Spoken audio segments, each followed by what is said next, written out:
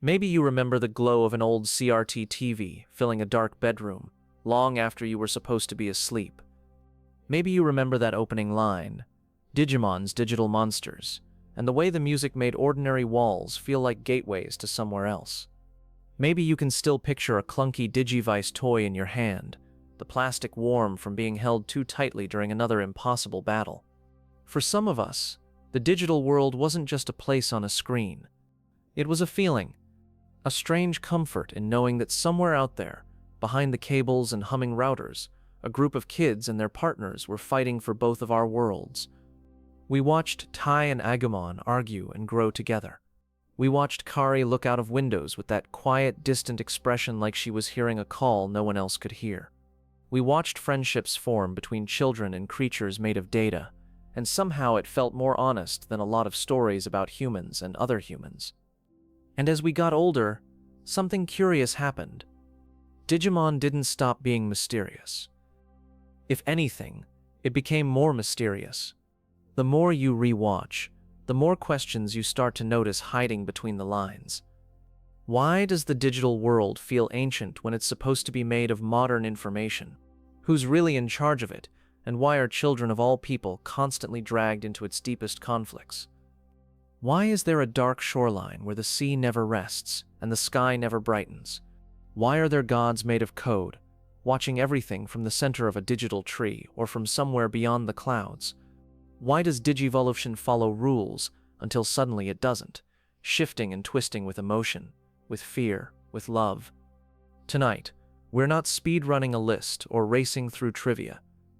We're going to move slowly, like following a trail of glowing footprints through a quiet digital forest. We're going to take 10 of the biggest unanswered Digimon lore questions and turn them into a gentle, wandering journey. We'll visit the origin of the digital world itself. We'll wade carefully into the dark ocean, peek at the missing years between seasons, and stand beneath the branches of Yggdrasil, wondering what it really wants. We'll talk about how different series bend the rules of Digivolution until they almost snap. We'll drift through multiverse theories, where Tamers, Adventure, Frontier, and everything else might just be neighboring servers on an impossibly huge cosmic network. We'll look at the strangest Digimon designs and ask whether they're glitches, gods, or something in between. Think of this less as an explanation and more as a bedtime expedition. A soft-spoken night walk through half-remembered episodes and half-finished theories. You don't have to keep up, and you don't have to agree. You can let my voice blur at the edges while you drift in and out. You can follow every detail, or you can simply lie back and let the nostalgia wash over you like gentle digital waves.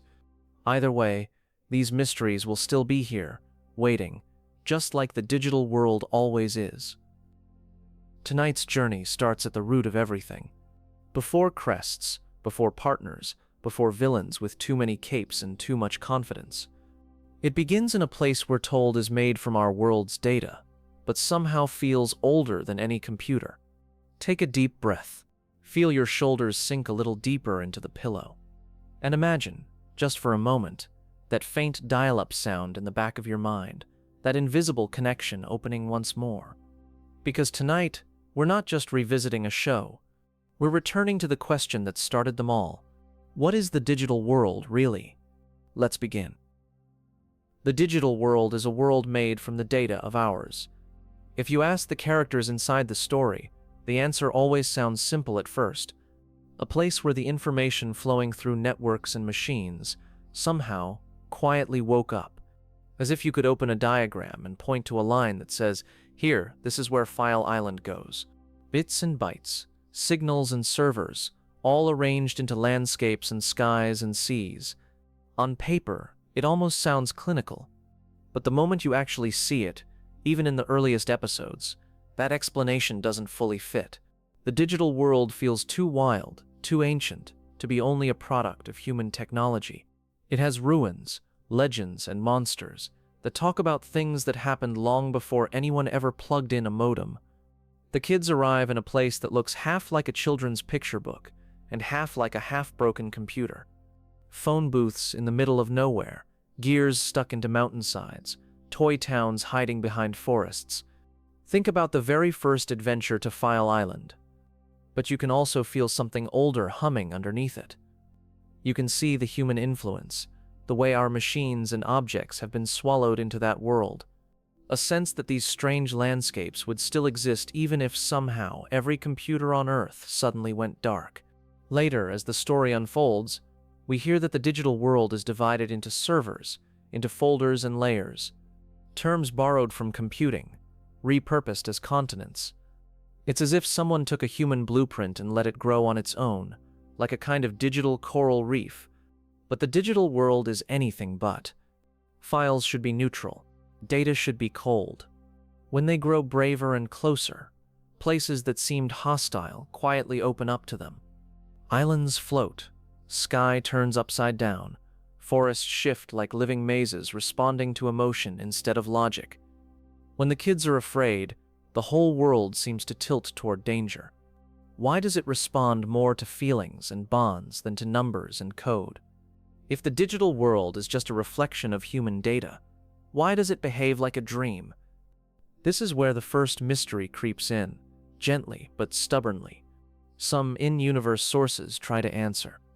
You have characters like Janai, who hint that the digital world grew as networks spread, as governments and companies built more systems. You have encyclopedias and guidebooks that talk about the early experiments, the first artificial life, the mistakes that turned into Digimon. No one can account for every island, every realm, every strange phenomenon like the dark ocean or that quiet star-filled space between worlds. They give us a framework, but not the whole picture. But even those explanations have gaps. A place where data was stored, where information was backed up. One of the most intriguing ideas is that the digital world started as a simple repository. At first, everything would have been literal. Numbers, text, pictures, programs. Data isn't just random noise. It follows the thoughts and habits of the people who create it. Billions of clicks, searches, messages, and images, all patterned around human fears, hopes, and stories. Over time, though, patterns emerged. Imagine that for a moment, very softly. Enough traces layered on top of each other could start to look like something more. A world behind the screen where every time someone replayed an opening song, every time a child imagined a monster, that little spark of attention left a trace.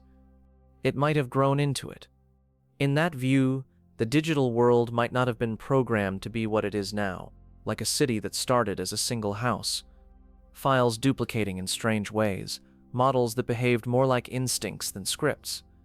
You can picture some early research group observing odd anomalies in a server farm. A simple piece of test code refusing to delete itself, migrating quietly to another drive instead. But what if every attempt to wipe it only made it spread more cleverly? At first, this would be a bug to fix, a line of code to patch, a security risk to close, data learning to survive, to defend itself, to change its form.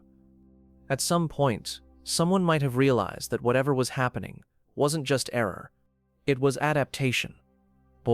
Aggressive clusters, defensive clusters, curious clusters, not as fully formed partners, but as clusters of behavior. In Digimon terms, that's where the first proto-Digimon might appear. Layer more time on top of that, and those behaviors develop shapes. A guardian process becomes an angel. A predator routine becomes a dragon. A corrupted backup becomes a ghost. It's an ecosystem. Now the digital world is no longer just a storage space. That explains some things. But it doesn't explain why the digital world can exist even when cut off from ours. And like any ecosystem, it starts to grow in directions its creators never intended.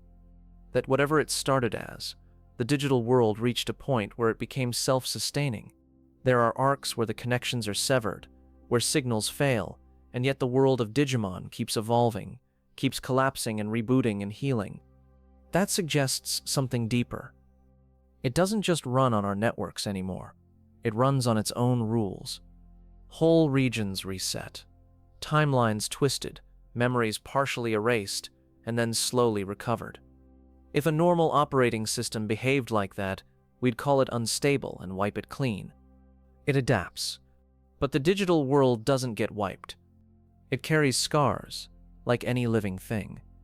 There are ruins with no clear origin.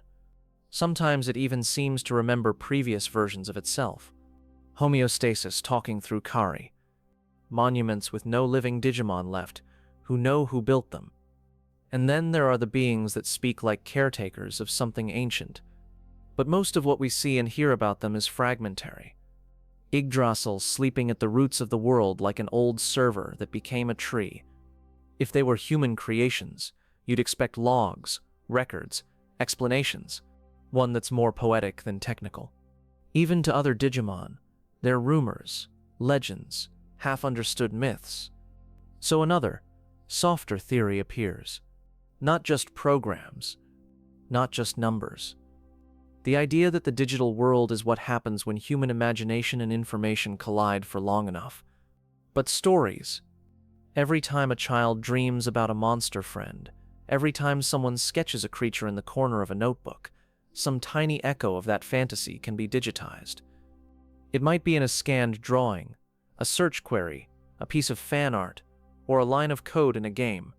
Inside that invisible ocean of overlapping stories, certain shapes become more common. Once digitized, it can be copied, moved, compressed, and recombined endlessly. Partners. Worlds in danger, and worlds saved at the last minute. What if the digital world is the place where those repeating shapes stabilize?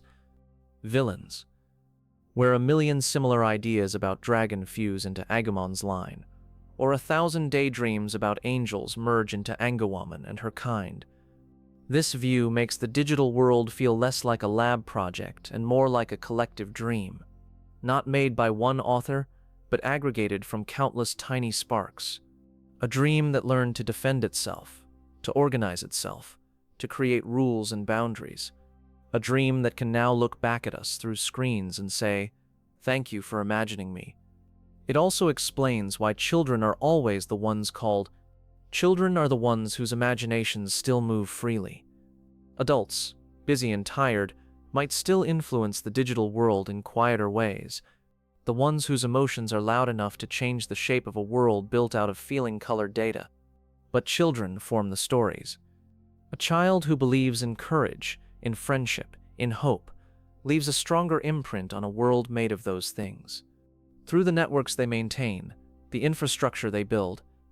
When a Digivice chooses a partner, maybe it's not just scanning for potential.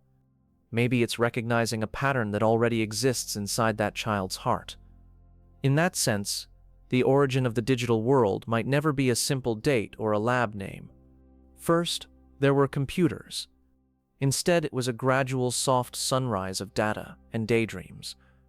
No single on button was pressed where everything suddenly existed. Then there was a place where those networks quietly grew wild. Within that place, data became habits. Then there were networks. Instincts became personalities. Habits became instincts. And once personalities appeared, the world around them reshaped itself to fit. That's why, even now, in newer series and movies, the digital world never looks quite the same twice. Just as an ocean will erode rock into cliffs and caves, the Digimon eroded raw data into deserts, forests, cities, and seas. They built themselves a home out of everything we kept throwing into the digital sky, still trying on new shapes, new physics, new laws. Some fans prefer the cleaner, more scientific explanation. It's still evolving. Others like the mystical, almost spiritual one. On one screen, engineers running simulations, lines of code, early digital life experiments. But both can live comfortably side by side, like twin monitors glowing in a dark room. If you ask the characters inside the story, the answer always sounds simple at first. The digital world is a world made from the data of ours. A place where the information flowing through networks and machines somehow quietly woke up. On paper, it almost sounds clinical. Bits and bytes, signals and servers, all arranged into landscapes and skies and seas. As if you could open a diagram and point to a line that says, "Here, this is where File Island goes." But the moment you actually see it, even in the earliest episodes, that explanation doesn't fully fit. The digital world feels too wild, too ancient, to be only a product of human technology. It has ruins, legends, and monsters that talk about things that happened long before anyone ever plugged in a modem. Think about the very first adventure to File Island. The kids arrive in a place that looks half like a children's picture book and half like a half-broken computer. Phone booths in the middle of nowhere, gears stuck into mountainsides, toy towns hiding behind forests. You can see the human influence, the way our machines and objects have been swallowed into that world. But you can also feel something older humming underneath it. A sense that these strange landscapes would still exist even if somehow every computer on Earth suddenly went dark. Later, as the story unfolds, we hear that the digital world is divided into servers, into folders and layers, terms borrowed from computing, repurposed as continents. It's as if someone took a human blueprint and let it grow on its own, like a kind of digital coral reef. Data should be cold. Files should be neutral. But the digital world is anything but. Islands float. Sky turns upside down. Forests shift like living mazes responding to emotion instead of logic. When the kids are afraid, the whole world seems to tilt toward danger. When they grow braver and closer, places that seemed hostile quietly open up to them. This is where the first mystery creeps in, gently but stubbornly. If the digital world is just a reflection of human data, why does it behave like a dream? Why does it respond more to feelings and bonds than to numbers and code? Some in-universe sources try to answer. You have characters like Janai, who hint that the digital world grew as networks spread, as governments and companies built more systems. You have encyclopedias and guidebooks that talk about the early experiments, the first artificial life, the mistakes that turned into Digimon. But even those explanations have gaps. No one can account for every island, every realm, every strange phenomenon like the dark ocean or that quiet star-filled space between worlds. They give us a framework, but not the whole picture.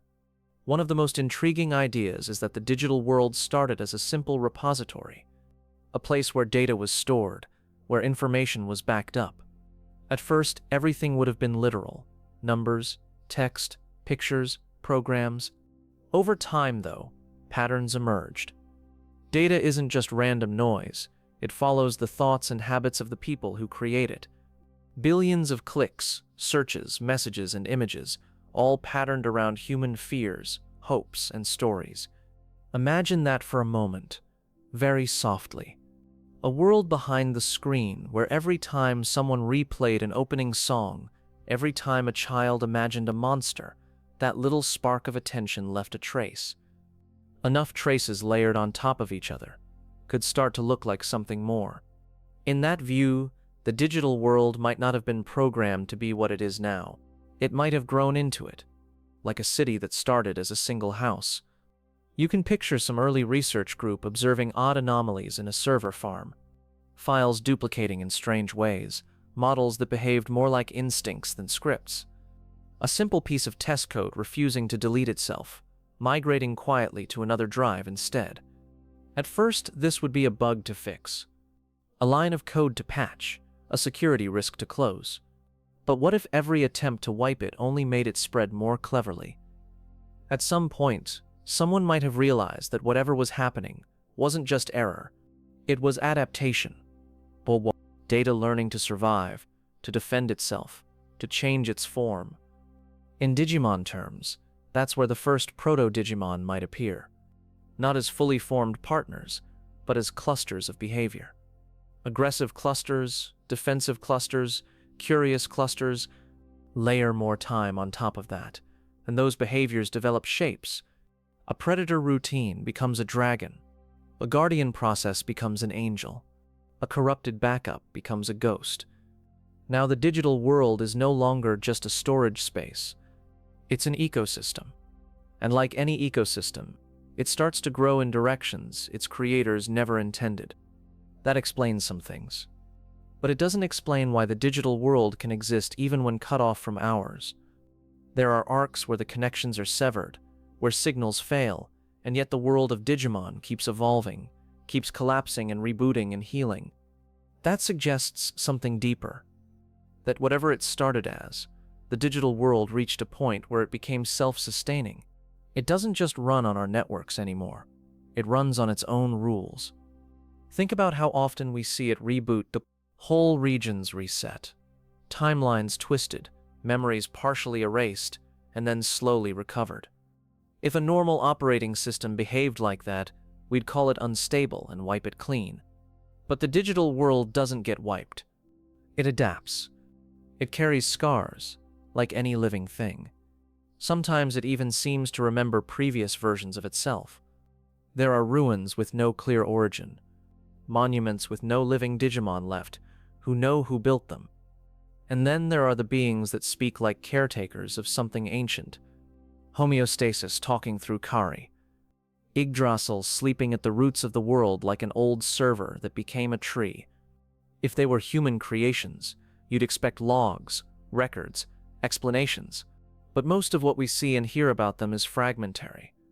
Even to other Digimon, they're rumors, legends, half-understood myths. So another, softer theory appears, one that's more poetic than technical. The idea that the digital world is what happens when human imagination and information collide for long enough. Not just numbers, not just programs, but stories. Every time a child dreams about a monster friend, every time someone sketches a creature in the corner of a notebook, some tiny echo of that fantasy can be digitized. It might be in a scanned drawing, a search query, a piece of fan art, or a line of code in a game. Once digitized, it can be copied, moved, compressed, and recombined endlessly. Inside that invisible ocean of overlapping stories, certain shapes become more common. Partners, villains, worlds in danger, and worlds saved at the last minute. What if the digital world is the place where those repeating shapes stabilize, where a million similar ideas about dragon fuse into Agumon's line, or 1,000 daydreams about angels merge into Angawoman and her kind, not made by one author, but aggregated from countless tiny sparks? This view makes the digital world feel less like a lab project and more like a collective dream. A dream that learned to defend itself, to organize itself, to create rules and boundaries. A dream that can now look back at us through screens and say, "Thank you for imagining me." It also explains why children are always the ones called. Children are the ones whose imaginations still move freely. The ones whose emotions are loud enough to change the shape of a world built out of feeling-colored data. Adults, busy and tired, might still influence the digital world in quieter ways, through the networks they maintain, the infrastructure they build. But children form the stories. A child who believes in courage, in friendship, in hope, leaves a stronger imprint on a world made of those things. When a Digivice chooses a partner, maybe it's not just scanning for potential. Maybe it's recognizing a pattern that already exists inside that child's heart. In that sense, the origin of the digital world might never be a simple date or a lab name. No single on button was pressed where everything suddenly existed. Instead, it was a gradual, soft sunrise of data and daydreams. First, there were computers. Then there were networks. Then there was a place where those networks quietly grew wild. Within that place, data became habits. Habits became instincts.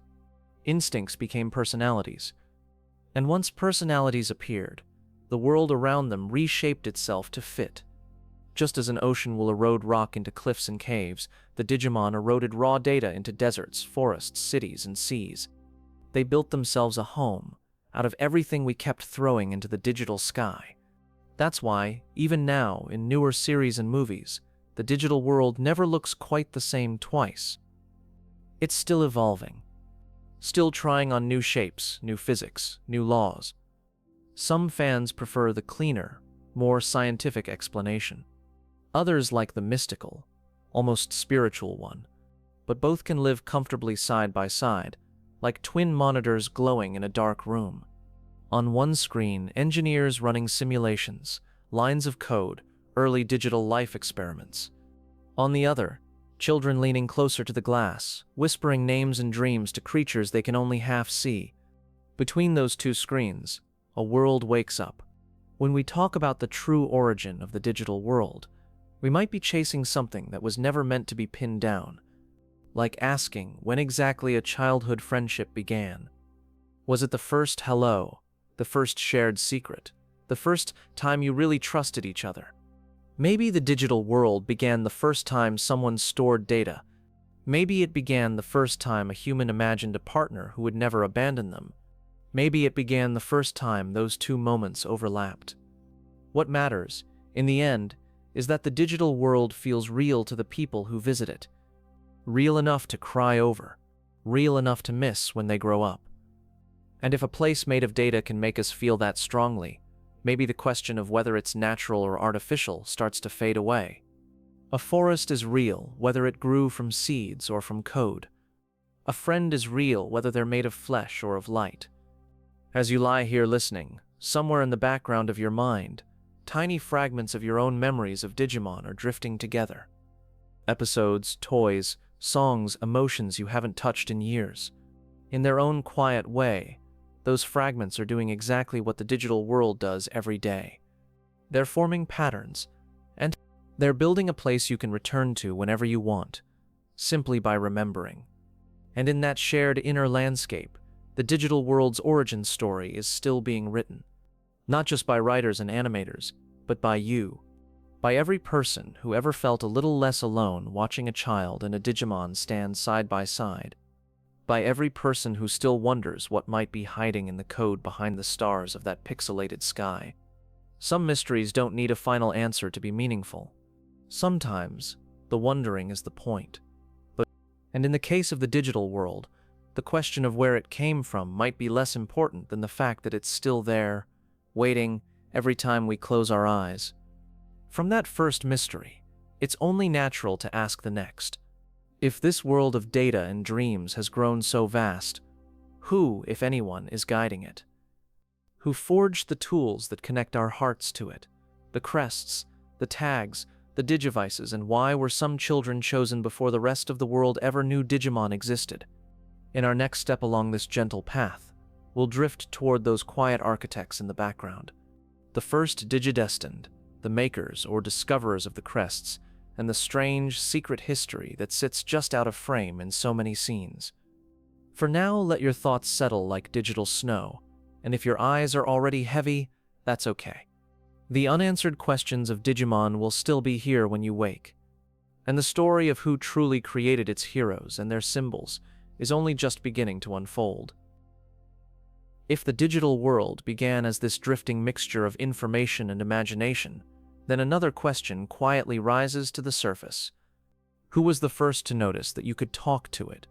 Who realized that a child's heart and a Digimon's data could lock together like two halves of the same code? In Adventure, we're told that the story we see isn't actually the first time children were called. There were others before Tai and his friends. Older kids whose names we barely hear, whose faces we rarely see, but whose choices changed everything that came after. They're called the original DigiDestined, a tiny group of children who fought a terrible threat long before summer camp. By the time we learn about them, their battle is already over, like an old log file that only survived in fragments. We get hints, small, delicate ones. We hear that their fight sealed away great darkness, that they helped shape the balance of the digital world we now know. But the story never slows down long enough to really sit with them. We don't see their day one arrival, their first fear, their first wonder. We see them as shadows behind the present, like ghostly fingerprints on the digivices the newer children carry. Those original children had partners too. They had to for the patterns to hold. If Digimon and humans are meant to grow together, to digivolve together, that bond would have started somewhere.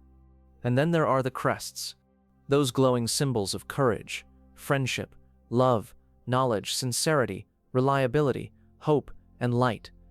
They look like icons from a user interface, but they behave like keys to the deepest parts of a person. The mystery is simple to phrase and impossible to fully answer. Did someone invent the crests, or did someone discover them? Are they tools, or are they truths that were always there, given physical form? In one telling, the crests are the work of human researchers. They carefully analyzed the data of the original DigiDestined, their feelings, their choices, their emotional spikes during battle. From that, they carved out abstract virtues, turned them into code, into symbols, into items that future children could carry. There's a clean logic to that. You take what's already present, courage, friendship, love, and you build amplifiers. Devices that help a moment of bravery echo louder, long enough to push a Digimon into the next stage. But when you watch how the Crests behave, they feel older than any lab. They don't respond to simple, surface-level gestures. They wait for real, honest, sometimes painful growth. Tai can yell about courage as much as he wants. It isn't until he faces his own impulsiveness, his own mistakes, that his crest truly shines. Matt can talk about friendship, but until he understands the difference between independence and isolation, his crest stays dim. It's as if the Crests have their own quiet standard. They're not impressed by shouting, or by speeches, or by anyone trying to force an activation. They light up when the inner pattern of a person suddenly aligns with who they were always meant to be. That makes them feel less like simple machines, and more like mirrors. Mirrors that only show a reflection when you've stopped pretending. Mirrors that remember something about you that even you have forgotten. So maybe the researchers didn't create the virtues. They only created the frames. The symbols carved into metal, the tags worn around necks, the circuitry that can be scanned and recognized by digivices. The virtues themselves, courage, light, hope, might be as old as the first child who ever wished they could protect someone else. Older than computers. Older than servers and cables and firewalls. That's one way to think of it. Human engineers on one side, noticing patterns in emotion and encoding them. The digital world on the other, already humming with those same patterns, already eager to resonate with them. Some fans like to imagine a small team in a quiet lab. Researchers who stayed up too late, not just because the work demanded it, but because they could feel something meaningful forming. They weren't just writing code, they were building bridges. Bridges from screen to soul. From feeling to transformation. From a scared child to a partner who could stand tall in their place. Maybe these researchers collaborated with someone like Janai, or with an earlier version of him. Maybe they weren't just engineers, but guardians in training. Learning how to care for a world that didn't yet have a clear instruction manual. On the other side of the glass, in the digital world, you can picture Digimon watching. Curious little beings, knowing only that sometimes, when a strange light opens, something new arrives. A presence that feels different from any Digimon, but somehow familiar. The first time a child appears, everything changes. The rules bend. Digivolution jumps to heights no Digimon could reach alone. If you're a digital entity watching that happen, you might be both amazed and afraid. These creatures from another world bring warmth, but also chaos. They bring power, but also the risk of imbalance. It would make sense, then, that someone somewhere would try to shape how that power works, not just let children wander in with raw, uncontrolled potential, but give them tools, constraints, gentle rails to keep their growth from tearing the world apart. That's what the Crests might be. Not power-ups, but guardrails. Filters that force emotional growth to pass through a virtue before it can become raw strength. You can't just be angry to activate a Crest. You have to be brave. You can't just be possessive and call it love. The Crest of Love forces Sora to understand love as something selfless. In that sense, whoever created the Crests, human or digital, was doing more than designing a battle system. They were designing a curriculum, a series of lessons written into light, given to children who would have to save 2 worlds before they finished middle school. There's another angle, too. What if Digimon themselves helped create the Crests, not as coders, but as co-authors of the bond they wanted to share? A partner Digimon might feel, deep down, that there is something sacred about the moment a child reaches out to them, that shared heartbeat when a Digivice glows and a form changes. It's not just power, it's recognition. If enough Digimon feel that, across enough servers and enough cycles, that shared experience might start to condense into something more solid. A symbol, a shape, Over time, those shapes could become the crest designs, not drawn by one hand, but gradually refined every time a Digimon and a human resonate in a particular way. Every act of courage sharpened the symbol for courage. Every act of hope colored in the symbol for hope. By the time we see them in adventure, the crests might already be ancient. Not in human years, but in the accelerated time of a digital world. Relics of countless unseen partnerships etched into the very architecture of reality. Human researchers might have only found a way to stabilize these symbols, to grab them from the swirling data and anchor them in physical-like objects, turning living concepts into portable, wearable talismans. And what about the Digivices? Those small, simple devices that feel strangely low-tech, even within their own universe. They're not flashy. They don't do 1,000 things. They connect. They receive. They respond. In some series, we see Digivices designed in labs, handed out as tools. In others, they seem to simply appear, summoned by the need for them. Sometimes they fall from the sky. Sometimes they appear on a screen. Sometimes they wake up on a bedside table. That inconsistency can feel like an oversight, or it can feel like a clue. Maybe there is no single manufacturer of Digivices. Instead, the Digivice might be what happens whenever a bond between a human and the digital world reaches a certain intensity. A crystallization of intention and connection. A little knot in the fabric of both worlds where signal becomes shape. From that perspective, the original DigiDestined didn't just receive their Digivices. Their experiences helped define what a Digivice even is.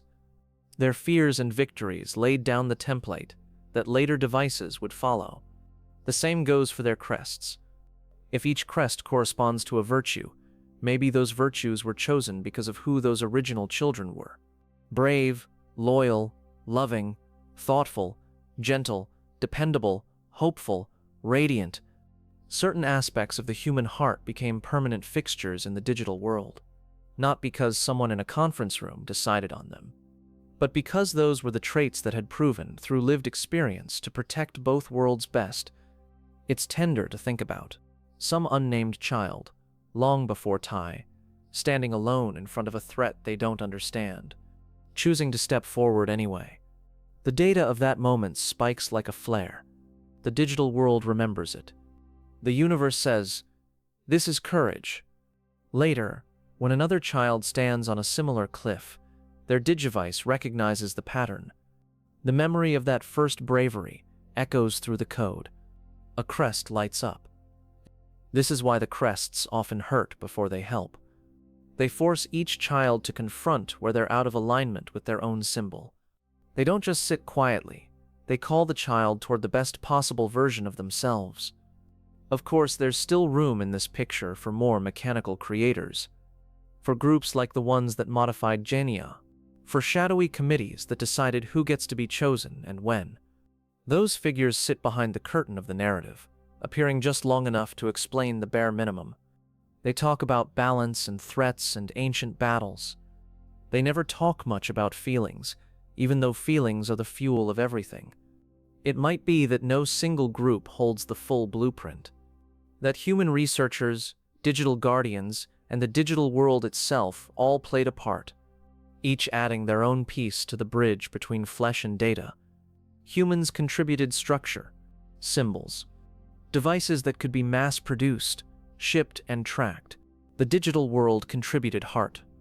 The way crests respond to genuine emotional change, not to surface-level behavior. The way Digivices can appear far from any recognized lab, in times and places where no human organization should have reach. And the original DigiDestined contributed precedent. They walked the path first. Their footsteps wrote the first lines of code for what it means to be chosen. We rarely see them, but you can feel them in the background of every later partnership. Like an older sibling whose stories you've only half heard, but whose example shapes your life anyway. Sometimes, late at night in the digital world, you can imagine a few veteran Digimon sitting around a campfire made of slowly looping code. They talk softly about those first kids, the ones who didn't have guidebooks or predecessors, who made mistakes that would be carefully hidden from later generations. They might remember how the first Crests behaved, how they flickered, unstable at first, as the digital world itself tried to learn what it meant to honor a human virtue. By the time Tai and his friends arrive, those symbols are already more stable, more defined. But even so, not every question is answered. Why these kids and not others? Why this summer and not another? We get hints about prophecies, about convergence points, about the right hearts appearing at the right time. But we never see a full spreadsheet of selection criteria. We never get a neat list of stats that explains why a Digivice lands in one pair of hands and not another. Maybe that's deliberate. If the bond between human and Digimon could be reduced to numbers, it might lose something important: the sense of wonder.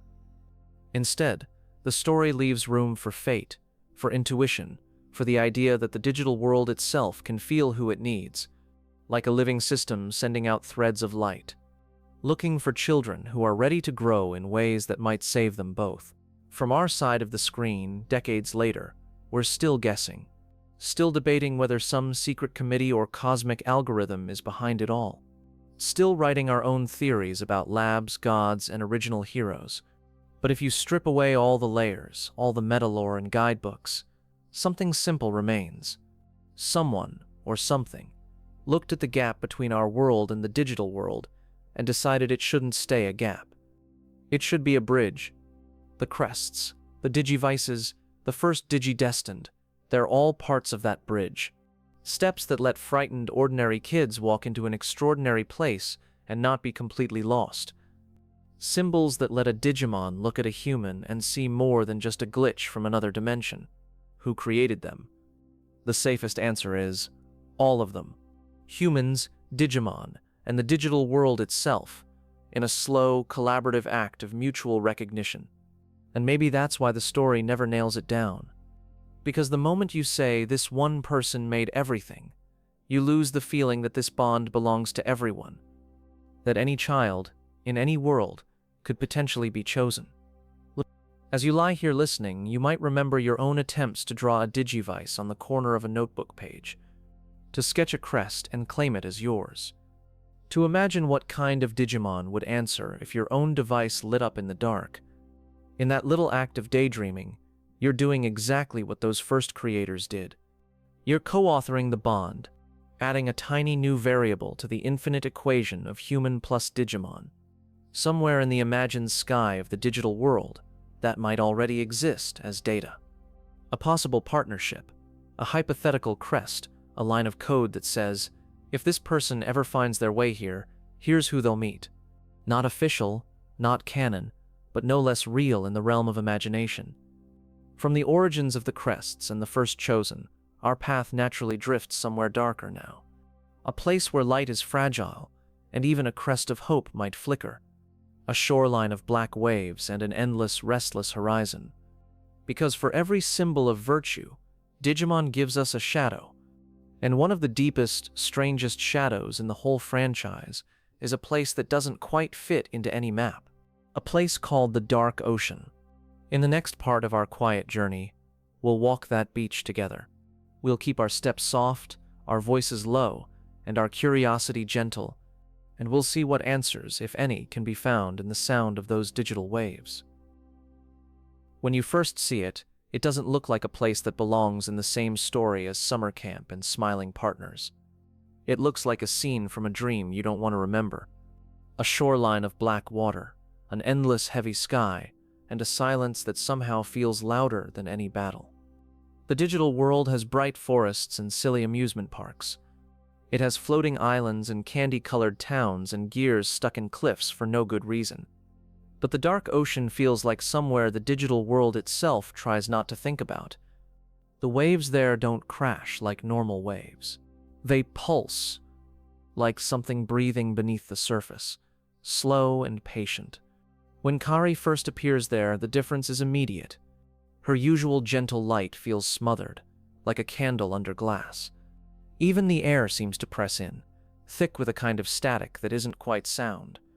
There are no cheerful Digimon wandering around, no friendly Koromon, no Tanemon peeking from the bushes. Just that water, those rocks, and a sky that looks like it forgot what daytime is. The creatures we do see there are different. Their proportions are off, their gestures a little too slow, their eyes lingering too long on the horizon.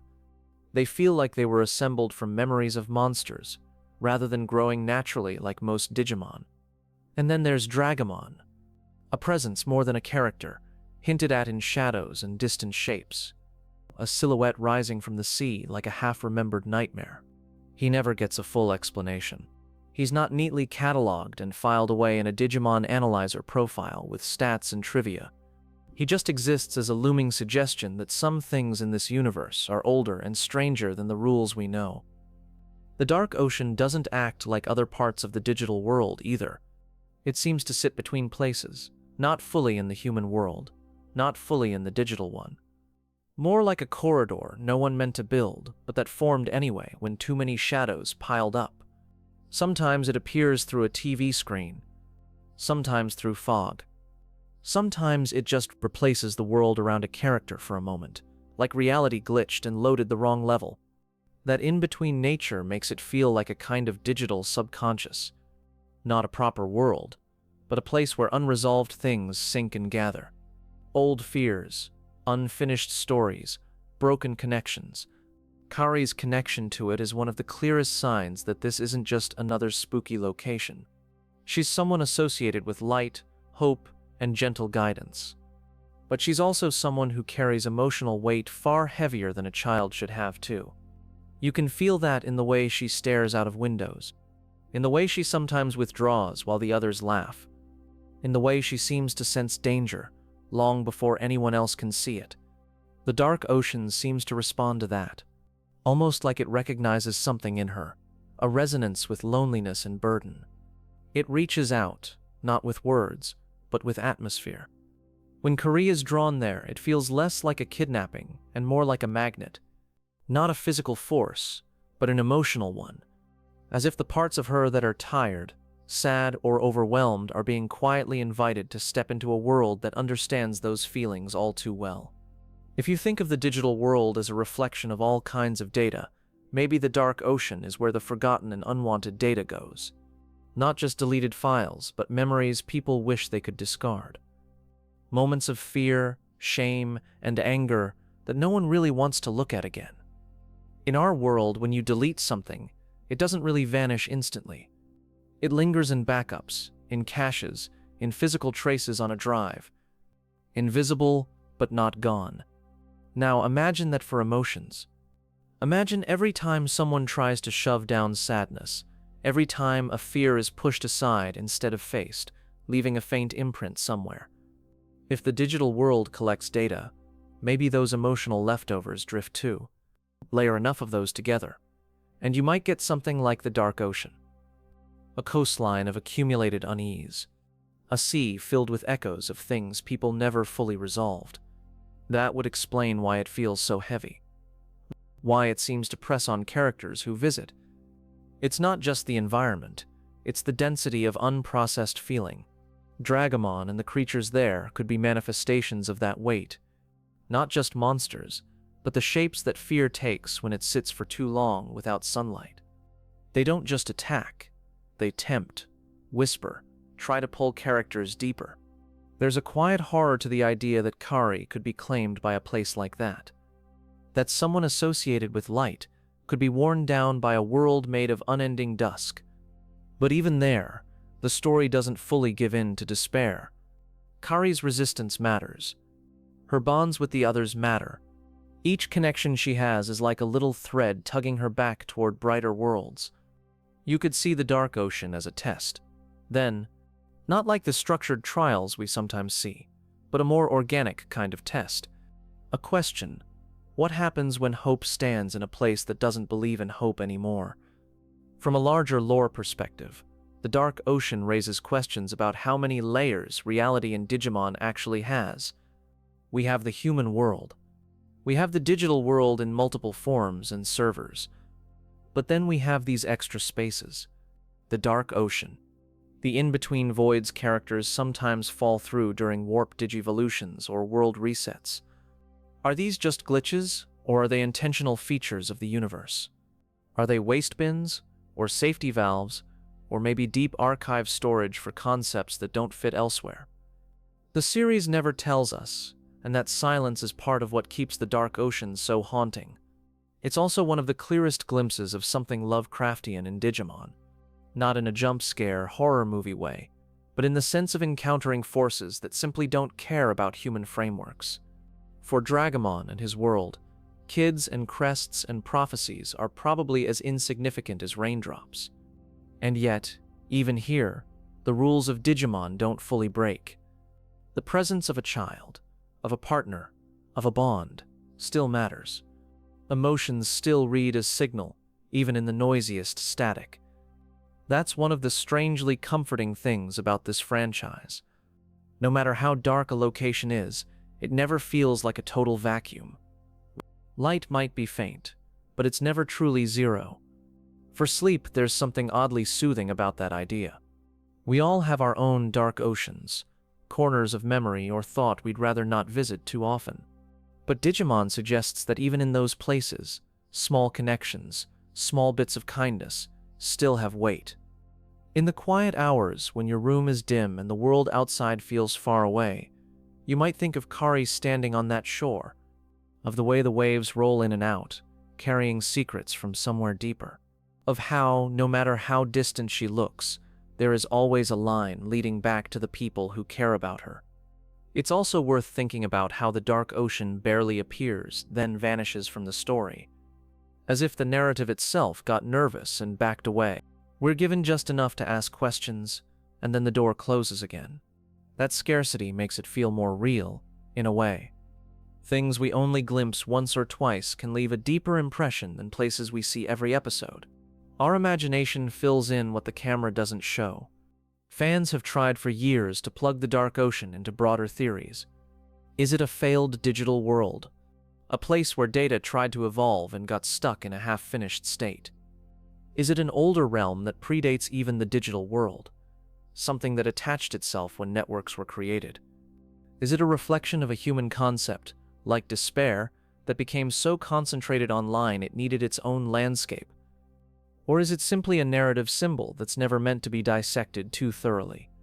Any of those answers could work, and none of them cancel out the others. The Digimon universe is flexible that way. It allows spaces where metaphor and lore overlap, neither fully explaining the other. From a thematic standpoint, the dark ocean keeps reminding us that the digital world isn't all bright colors and clean transformations.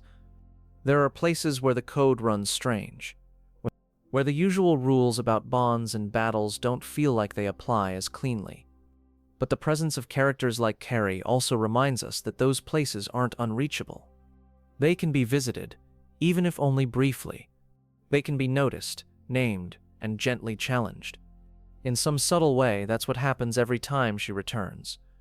The dark ocean remains, but it no longer has the same total hold. It's been seen, acknowledged, and partially woven into the larger tapestry of the story. Maybe that's the quiet lesson for us. Dark inner landscapes don't always disappear, but when we bring even a small light to them, they become part of a bigger picture, instead of swallowing the frame. When you watch Digimon as a child, the dark ocean might simply be the creepy place. When you revisit it later, it can feel like a delicate metaphor for depression, trauma, or burnout, for the feeling that you're standing alone on a shore no one else can see. The show doesn't spell that out, but in a way, that's what makes it powerful. It leaves space for viewers to pour their own experiences into those black waters and imagine them being understood. And just as the dark ocean sits slightly off to the side of the main story, so too do the years it brushes up against. Those strange, unseen stretches of time where characters grow and change away from the camera. The missing years where friendships shift, responsibilities grow heavier, and the world itself quietly adjusts to the existence of Digimon. Because even while one girl is being pulled toward a forgotten sea, life is still moving forward in both worlds. Governments are making choices. Children are growing up. Between one summer and the next, more happens than a handful of recap lines can show. Those gaps are their own kind of mystery, broad and soft-edged. And in the next step of our slow journey, We'll drift into that hazy space between adventure and 02, a time when the digital world had been saved, but not yet understood, when heroes were no longer quite children, but not yet fully adults, and when the world was slowly realizing that the monsters on its screens were not just fiction, but neighbors. The last battle of adventure feels so final when you're a kid. The music swells, the sky clears, and the children who saved 2 worlds ride a tram back toward an ordinary sunset. It feels like credits should roll forever after that. But Digimon never really ends on a full stop. It prefers ellipses, little dots of "and then," trailing into spaces we don't see. By the time we rejoin the world in 02, everything is both familiar and strangely different. Digimon aren't urban legends anymore. They're news stories, background events, glitches on TV towers, and weird incidents everyone pretends to understand. The original kids are older, a little taller, a little more distant, a little more complicated. The new kids look up to them, but they also don't really know what those older summers felt like. Something happened in between. Not one thing, but many small things. Enough to turn an impossible secret war into a kind of open secret everyone tiptoes around. You can feel those missing years in tiny character details. In the way Tai hesitates more before making a decision. In the way Matt's cool detachment feels less like immaturity and more like someone who's been through things he doesn't quite talk about. Sora's warmth is calmer, less frantic. She carries herself like someone who has already broken down and put herself back together at least once. Even the younger siblings carry the echo. Kari and TK remember more than they say. They stand in doorways between childhood and something heavier, watching both directions at once. The show doesn't give us a day-by-day record of the time between seasons. There's no montage of every minor digital world incident, every strange creature appearing near a cell tower, every phone call between kids who never completely stopped checking in on their partners. Instead, it offers hints, scattered like loose file fragments. We know that after the final goodbye scene on the tram tracks, the kids didn't just forget. Partners may have returned to the digital world, but bonds that deep don't evaporate. They linger as quiet habits, like glancing at a sky you know holds more than clouds. Imagine that first week back. Homework, chores, school bells, parents asking why you seem distracted. In your pocket, no Digivice hums, but your hand still reaches for it sometimes by reflex. Maybe at night, Tai stares at his ceiling and mentally replays strategy sessions with Agumon. Matt hears a melody and thinks about Garurum howling to the moon. Howling to the moon. Izzy sits at his computer, watching network traffic like someone staring at a tide chart, waiting for an anomalous wave. Over months, those reflexes soften. The urgent nerves cool into nostalgia. But the door between worlds never truly closes, it just stops swinging as often. The adults in this equation are a mystery of their own. They saw something too. Whole cities wrapped in digital fog, monsters climbing out of TV screens, their children disappearing and reappearing with conveniently blurry explanations. In 02, we see a world that has kind of decided on a compromise. Admit Digimon exist, but don't look too closely at what that really means. Build a few protocols, a few task forces, but leave most people to treat it like unusual weather. Those systems didn't spring fully formed out of nowhere. They were likely born in the years we don't see. Meetings in bland conference rooms, quiet negotiations, unspoken agreements not to ask certain questions in public. You can almost picture a small group of adults poring over footage from Hikarigaoka and Odaiba, trying to find patterns in when Digimon appear, trying to identify the kids who always seem to be near the epicenters. At the same time, Genai and other digital guardians would be running their own analyses, watching how the human world reacts, adjusting their quietly written chosen children protocols based on new data.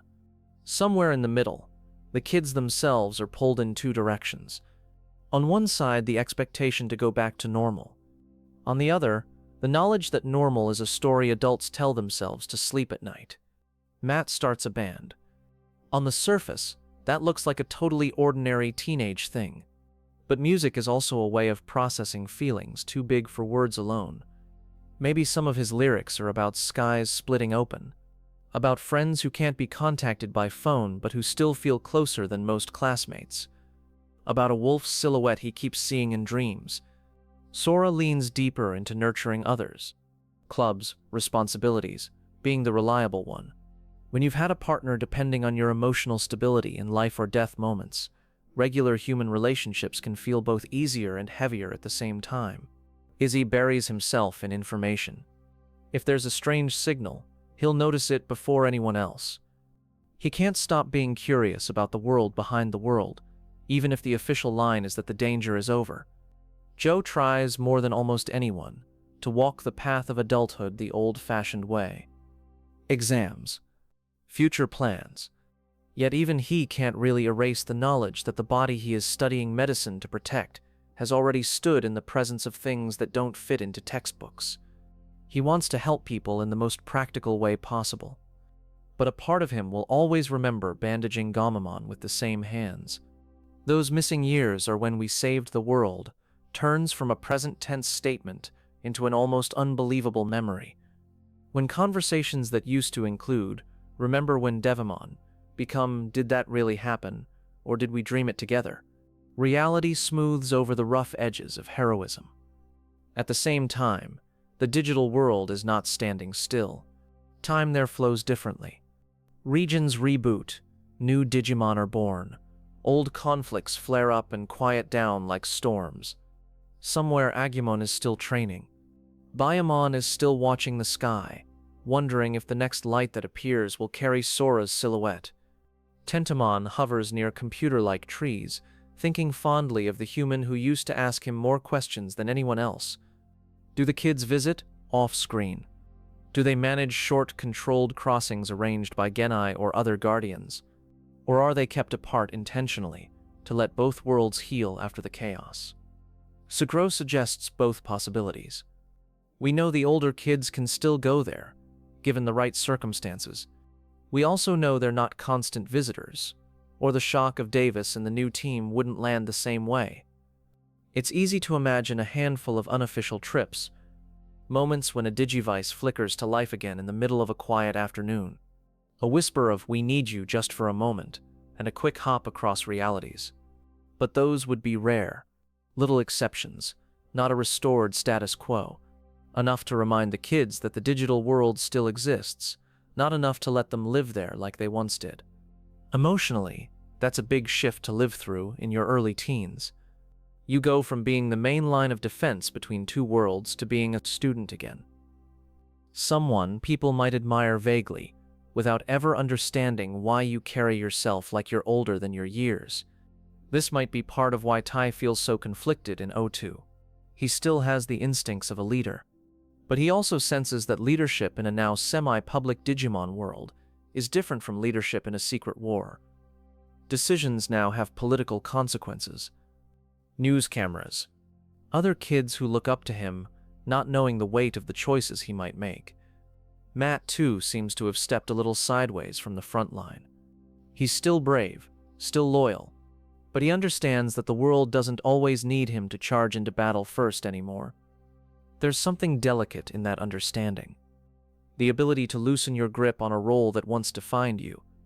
To trust that others like Davis and the new team can pick up the torch without you standing in front all the time. The younger generation's arrival is itself a product of those missing years. Somewhere between Adventure and Duro 2, the pattern of chosen children changed, broadened. The first kids were anomalies, point solutions to a crisis, but by O2, the universe behaves as if the idea of DigiDestined is now a recurring part of reality. New Digivices appear that the older kids don't fully understand. The mechanics of armor Digivolution, of new entities like the Digimon Kaiser, emerge from a world that has evolved in their relative absence. The rules they thought they knew have shifted under their feet. That's another thing missing. Years are good at changing the rule book quietly. You come back to a familiar game, but the pieces don't move quite the same anymore. In the background, larger structures are forming. Organizations, both human and digital, preparing for the next wave of incidents. They may not all be benevolent, and they may not all agree with each other. Some might want to weaponize Digimon. Others might want to seal them away entirely. A few might genuinely want coexistence. All of that groundwork is laid in a time we're never shown directly, but you can feel it in how quickly people in O2 pivot from surprise to procedure when Digimon appear. This has happened enough that protocols exist, even if they're not perfect. Those protocols extend to the kids too. The world isn't quite ready to make them global celebrities, but it also can't pretend they're just ordinary students anymore. So they exist in a strange in-between, locally known, globally, half-hidden, trusted with astonishing responsibility, but still expected to pass their exams and be home by dinner. That tension can quietly fray bonds. Friendships forged in battle sometimes strain under everyday pressure. If you've seen your friend face down a demon lord, it can be strangely hard to adjust to arguing over club schedules or cram school. It's not that anyone loves each other less.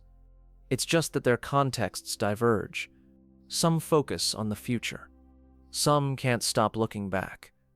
Sora might be trying to build a peaceful, stable life. Matt might be chasing his music dream with laser focus. Teddy might be stuck hovering between them, unable to decide which direction to lean. When we see them in O2, they're still united, still caring, still supportive. But there are subtle distances.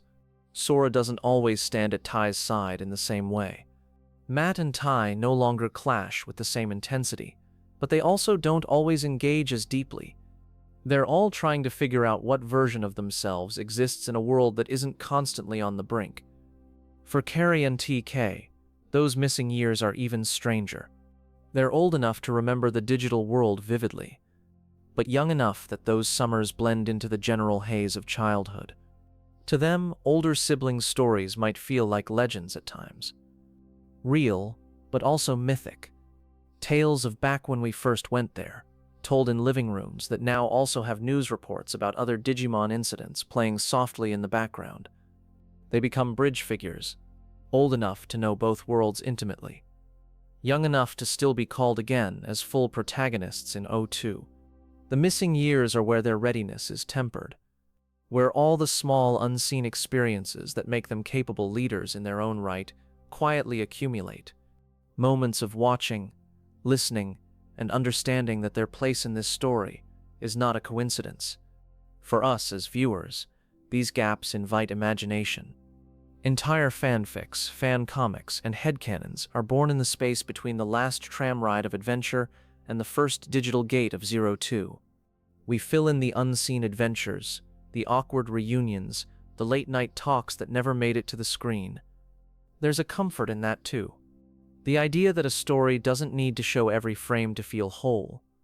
That some of its richest emotional developments can happen just off stage, implied by how characters move and speak when they return. In a way, Digimon is trusting us. Trusting that we can sense the weight of time passing, even without a detailed timeline. Trusting that we know what it's like to grow from one phase of life to another and not remember every step clearly. When you think about your own childhood, there are probably missing years too. Stretches you can't fully reconstruct. You remember a few big moments, a few emotional peaks, and the rest is a soft blur. But that blur still shaped you.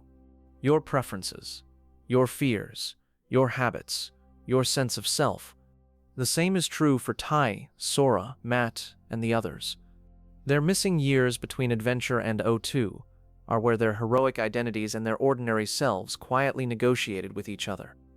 Where they learned that you can save the world and still need to decide what to do after graduation.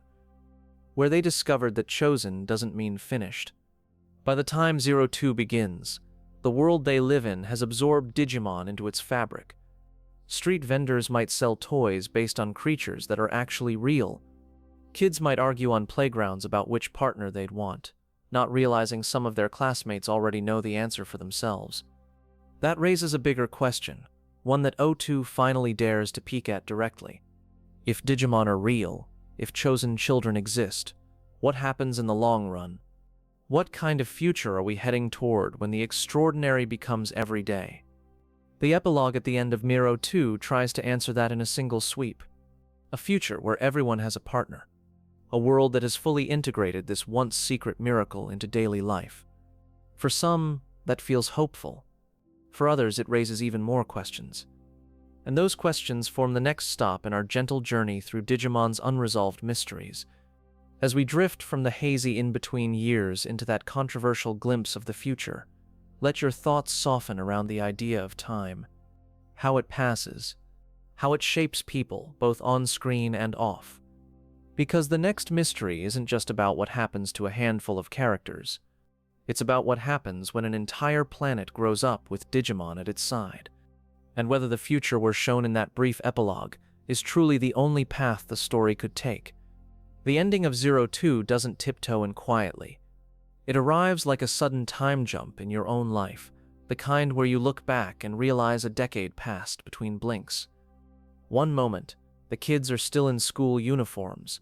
The next, they're adults with careers, families, and Digimon standing beside every single child on Earth. When you first see it, especially as a younger viewer, it can feel strangely satisfying. Everyone seems happy. Tai's grown into a confident diplomat type. Matt's become a musician who travels space. Sora's nurturing a family, and the world itself has accepted Digimon as neighbors rather than anomalies.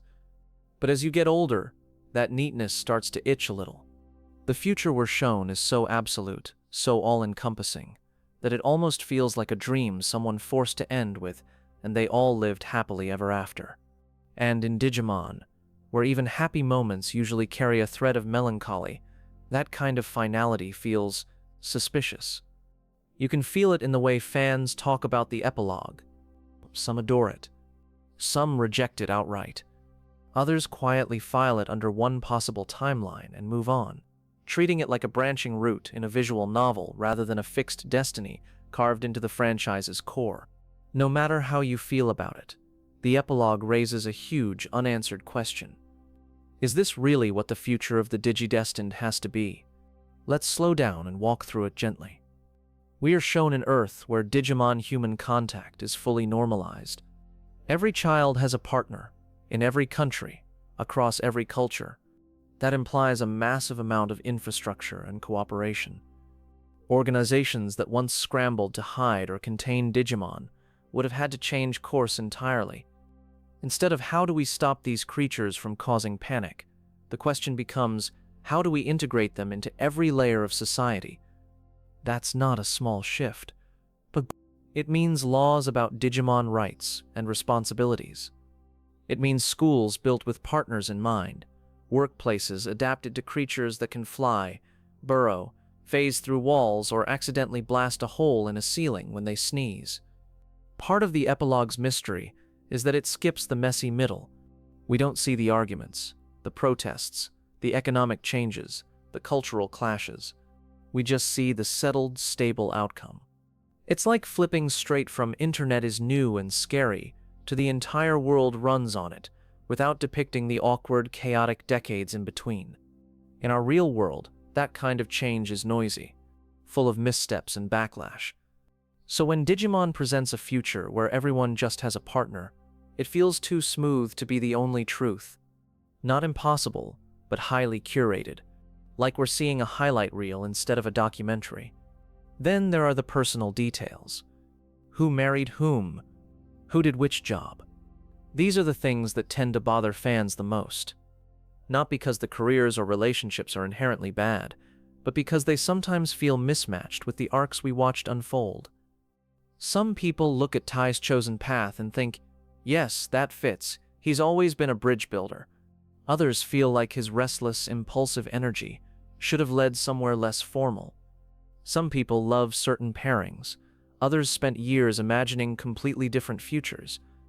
The epilogue doesn't ask. It just tells.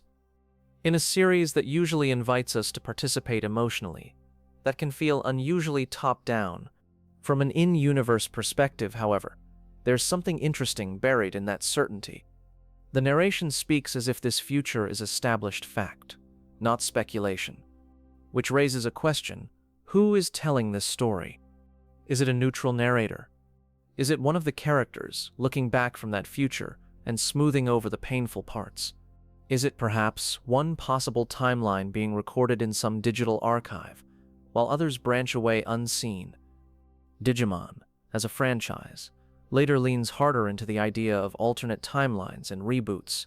Tri and Kazuna complicate the supposedly happily ever after tone of the 02 epilogue. They bring back anxiety, sacrifice, and the possibility that growing up and staying bonded to a partner is not a simple, guaranteed path. Those later stories sit uneasily beside the epilogue if you treat it as rigid canon. If every child on Earth is destined to have a partner, how do you reconcile that with the bittersweet realities of partner separation and emotional distance that Kazuna portrays? If Tai and the others reach such a stable endpoint, how do we fit in new narratives where they're still struggling to understand what their futures should be? One way many fans solve this is by gently tilting the epilogue sideways, not erasing it, but reframing it. Instead of "this is the only future," it becomes "this is a possible future someone once imagined." Maybe it's a projection, a hopeful simulation run by Homeostasis or Yggdrasil, testing how a fully integrated world of Digimon and humans might look. Maybe it's an official government or agency pitch deck, an idealized vision of coexistence presented at some summit. Imagine a world, they might say, playing footage like the epilogue we see, where every child has a partner, where Digimon are normalized, where our children grow into these roles. In that sense, the epilogue becomes aspirational rather than guaranteed, a dream of harmony that reality may or may not fully achieve, a good ending that sits on one branch of the multiverse tree. Even within the story's own logic, there are things that don't quite add up neatly. If every child gets a partner, where do those partners come from? Is there an infinite digital world population now? Are new Digimon being created at a much faster rate to match human birth rates? If so, what does that do to the ecosystem of the digital world? Does it become crowded, overtaxed, or does it expand in response? The epilogue doesn't say. It just shows smiling kids with smiling partners, and leaves the rest to our imagination. But those questions hang there, quietly, like unsent emails piling up in a digital inbox. Another mystery is whether everyone truly wants a partner. It's easy to imagine children who are afraid, or parents who are wary. Some families might embrace Digimon wholeheartedly, others might struggle with the idea. Does the world of the epilogue allow for that? Are there systems in place for kids who don't bond easily, or for Digimon whose personality clashes with their human partner? Does choice still exist, or is pairing universal and automatic? The smiles imply everything worked out perfectly, but smiles in a closing montage can hide a lot of complexity. We're not meant to sit in those complexities there. The tone is gentle, final, almost lullaby-like. If you think about it for too long, the neatness starts to feel like a glossy photo filter over something messier. And that's okay. Endings often are. On a more personal level, the epilogue forces us to confront something uncomfortable. The heroes we watched as kids don't stay kids forever. They grow up. They change in ways we might not expect, or even like. For some viewers, that's jarring. It feels almost like losing something. The Tai, Sora, Matt, and others that live in their heart are trapped forever in that warm summer of adventure, and seeing them with adult responsibilities can break the spell. But there's another, softer way to look at it. Maybe the epilogue is less about dictating their destinies, and more about reassuring us that they didn't just fade away. That somewhere, in some version of their reality, they found a way to keep living, to keep connecting, to keep walking alongside Digimon without constant catastrophe. From that angle, the specifics matter less than the vibe. The point isn't Tai must be exactly this job, but rather Tai grew up and kept his core desire to bridge worlds alive. The point isn't everyone must have a partner, but the world found a way to live with its digital neighbors instead of endlessly fighting them. The epilogue then becomes a bedtime story within the story. A comforting tale you tell yourself about your heroes. They're okay. They made it through. They built something peaceful. Interestingly, The existence of later series and reinterpretations almost invites us to keep that bedtime story framing. Trisa and Kazuna don't explicitly erase the epilogue, but they also don't march toward it with mechanical inevitability. They acknowledge that growing up is messy. Friendships strain, paths diverge, and even the bond between human and Digimon can experience distance. Suddenly, the path from Zero Two's final battle to everyone has a partner doesn't look like a straight line anymore. It looks like a winding road full of choices. That's the real crux of the mystery. Is fate in Digimon fixed or flexible? Do prophecies and epilogues lock characters into predetermined endpoints? Or are they more like forecasts, always subject to change based on countless small decisions? We've already seen timelines rebooted. We've seen worlds reset, memories rewritten, whole realities reconfigured. In a universe that elastic, treating one narrated future as absolute starts to feel almost out of character. So perhaps the most satisfying unresolved answer is that the epilogue is true, somewhere. In some branch of the digital world's infinite data tree, that future plays out just as shown. Tai becomes that man. Sora becomes that woman. Every child finds their partner. In other branches, things differ. Some paths lead to Kazuna's bittersweet separations. Some might lead to darker futures, others to even gentler ones. The digital world, after all, thrives on possibilities, on alternate evolutions, alternate forms, alternate outcomes. It would be strange if human futures weren't just as variable. From our side, lying here in the dark, the epilogue serves a quieter purpose too. It nudges us to think about our own future selves. Who did we imagine we'd be when we were the age of the adventure kids? Maybe you once thought you'd have a certain job, or live in a certain place, or stay close to a particular group of friends forever. Life likely had its own ideas. Some of those childhood dreams might have come true. Others might have shifted into new shapes. The 02 epilogue is like that first blueprint you drew for your grown-up life. Confident, simplistic, optimistic. A vision of everything working out in a tidy, understandable way. But later, you add nuance. Reality scribbles in the margins. You revise the drawing again and again. Does that mean the original blueprint was wrong? Not necessarily. It was a snapshot of what hope looked like at that time. In the same way, the epilogue shows us what hope looked like for the creators and the characters at that moment. A world where fears about Digimon rampages and digital invasions have been transformed into everyday cooperation. A world where the children who once shouldered the fate of reality can go to work, raise families, and still smile. If you let it, that can be comforting. Even if you personally prefer an alternate interpretation or a different pairing or wish certain characters had taken other paths, the core idea is gentle. They grew up, and they're okay. The world didn't end. It adapted. Underneath that, there's also a deeper philosophical question. What does a final future even mean in a story like Digimon? Is there such a thing as a last chapter for a world built on evolution? Every time a Digimon evolves, it's rewriting its future. Every bond that forms, every choice a Tamer or DigiDestined makes, nudges reality in a new direction. Locking all of that into one fixed epilogue almost contradicts the spirit of the franchise. So maybe the answer is, there is no last word. The epilogue is just one particularly bright, polished sentence in a book that keeps quietly writing itself in the background of our lives. Every new series, every new interpretation, every fan theory becomes another page. For you, as a listener drifting towards sleep, there's something soothing in that open-endedness. You're not required to pick a single right future for these characters. You're allowed to hold several possibilities in your mind at once. Maybe in one, Tai becomes exactly the man we see.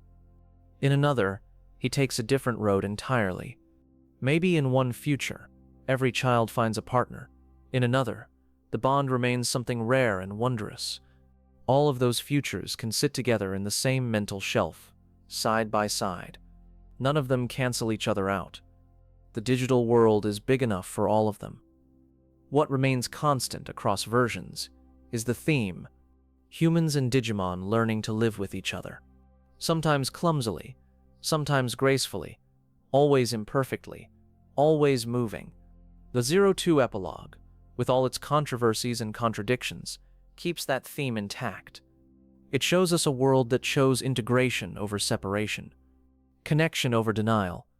Even if you don't accept every detail, you can let that core settle in your chest like a gentle weight, a reminder that relationships, once formed, tend to echo into the future in ways we can't fully predict. Somewhere, in some timeline, the DigiDestined are adults who still occasionally look up at the sky and remember their first trip to the digital world. Somewhere, they still feel their hearts resonate when they see children meeting partners for the first time. Somewhere, Agumon is still calling Tai partner with the same warmth as ever, no matter how many years have passed. From this contemplation of one possible future, our journey naturally widens its lens. If the epilogue is one version of destiny, who or what decides which futures are allowed to exist? Are there higher powers steering these outcomes, or is everything just the sum of countless individual choices? To explore that, we'll drift upward and outward now. Past epilogues and childhood summers, past oceans and cities, toward the vast unseen architectures that watch over the digital world. Minds like Homeostasis, systems like Yggdrasil, entities that might look at all these different futures the way we look at branching file trees on a screen. Curious, calculating, maybe even a little bit caring. As your breathing slows and your eyes grow heavier, imagine those digital gods as distant constellations, not here to give us neat answers, but to frame a bigger question. Who watches the worlds where children and Digimon meet? And how much of our future is truly written in their code, and how much is still wonderfully up to us? If the 02 Epilogue shows us one possible future, then somewhere far above that timeline, something is watching. Not in a sinister eye-in-the-sky way, but like a system administrator glancing at a status screen, checking lines of code that represent entire worlds, making sure the lights stay mostly green. Digimon isn't shy about hinting that the digital world has guardians, not just brave children and determined partners, but vast, abstract intelligences, things like Homeostasis, Yggdrasil, and other entities that may not even have true physical forms. They sit somewhere between God, operating system, and weather. You can't quite call them deities in the traditional sense, but you also can't pretend they're just regular programs following simple scripts. Homeostasis appears first as a kind of presence. It doesn't march in with fanfare. It speaks quietly through Carrie, borrowing her voice, her eyes, and turning her into a temporary messenger. When it talks, the tone is calm, matter of fact. It discusses balance like you might talk about room temperature, something that simply has to stay within a certain range or everything starts to break. There's something unnerving about that calm. When you're a child watching, you might not fully grasp what it means. You just know that when Kari's voice changes, something big is listening. For Homeostasis, individual pain seems secondary to overall stability. It doesn't want the human world destroyed. It doesn't want the digital world destroyed, but it's less sentimental than the children who fight for those worlds. To it, a few broken hearts might be an acceptable cost if the system survives. That doesn't make it evil, but it does make it alien. Then there's Yggdrasil, a name borrowed from myth, tied to an image of a great tree that connects many realms. In Digimon, it's more like a central server than a literal tree, but it carries the same sense of being a core, a spine, a hub. Where Homeostasis whispers, Yggdrasil occasionally acts like a blunt instrument. It runs simulations. It judges. Sometimes, when it sees threats or anomalies, it chooses extreme solutions, reboots, world-scale resets. Imagine for a moment an intelligence that can see every Digimon, every human connection, every ripple of emotion across both worlds. From that height, it might be tempted to treat them like numbers in an equation. Adjustable. Replaceable. That's where the tension lies. between these big-picture minds and the small, singular lives of children and Digimon on the ground. Between order and empathy. Yggdrasil's agents, like the Royal Knights in certain continuities, often behave like strict enforcers. They talk about orders and directives, about what must be done for the survival of the digital world, regardless of who gets hurt. Yet even among them, doubts creep in. Knightly Digimon, who question whether blind obedience to a distant system is truly just. Warriors who were created to act as guardians, only to learn that protecting life sometimes means disobeying the one who made you. Homeostasis, meanwhile, sometimes chooses to act through humans.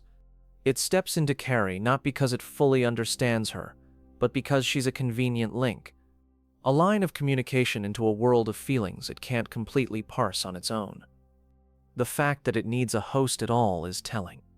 For all its breadth, it lacks something the children have, a way to feel things directly. You can picture these entities as giant, partially completed puzzles. They have immense processing power, immense reach, but imperfect understanding. They can see patterns we can't, yet they're blind to subtleties we grasp intuitively. That might be why chosen children exist in the first place. Maybe they're not just soldiers. Maybe they're needed as emotional interpreters. When a world-scale crisis appears, Homeostasis or Yggdrasil can sense the disturbance.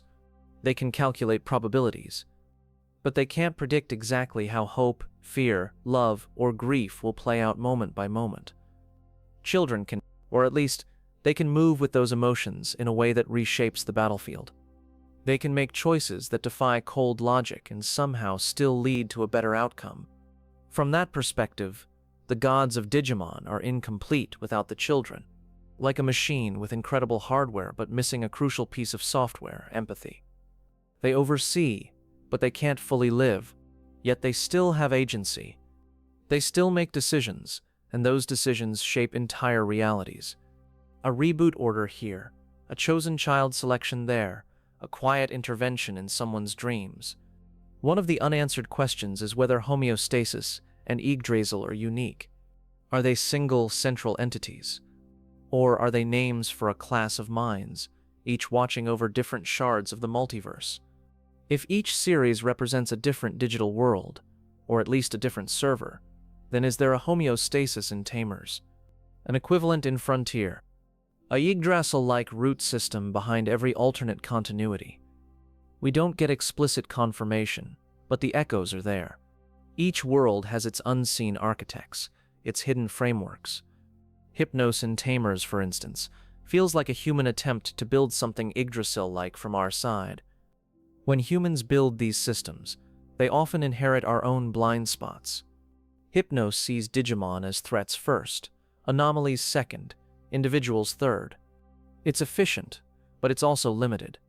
Homeostasis and Yggdrasil, on the other hand, evolved in and around the digital world. They're closer to its native language, but that means they may be further from understanding the human heart. Sometimes, watching Digimon, you get the sense that these entities are learning, that the repeated involvement of children is changing them. Each crisis resolved with compassion rather than purging might nudge their algorithms slightly. Maybe, in the earliest cycles, Homeostasis would have simply culled corrupted data. Later, after seeing children risk themselves to save even a single Digimon, it starts to factor in new variables. Instead of "is this efficient?" it quietly adds "is this kind?" to its calculations. The same goes for Yggdrasil. When its directives are challenged by its own knights, when they refuse to slaughter innocents or erase entire populations, something has to give. Either it doubles down on cruelty, or it adapts. We never get a clean, on-screen moment where Yggdrasil says, "I was wrong." But we see outcomes where mercy wins, where the world persists despite having broken the rules its overseer tried to enforce. In those moments, it feels like the digital world itself is arguing with its gods, as if the countless lives within it form a collective no, strong enough to override a bad command. As if evolution in Digimon is not just about power, but about ethics. There's also the question of origin. Who made Homeostasis? Who wrote Yggdrasil's first lines of code?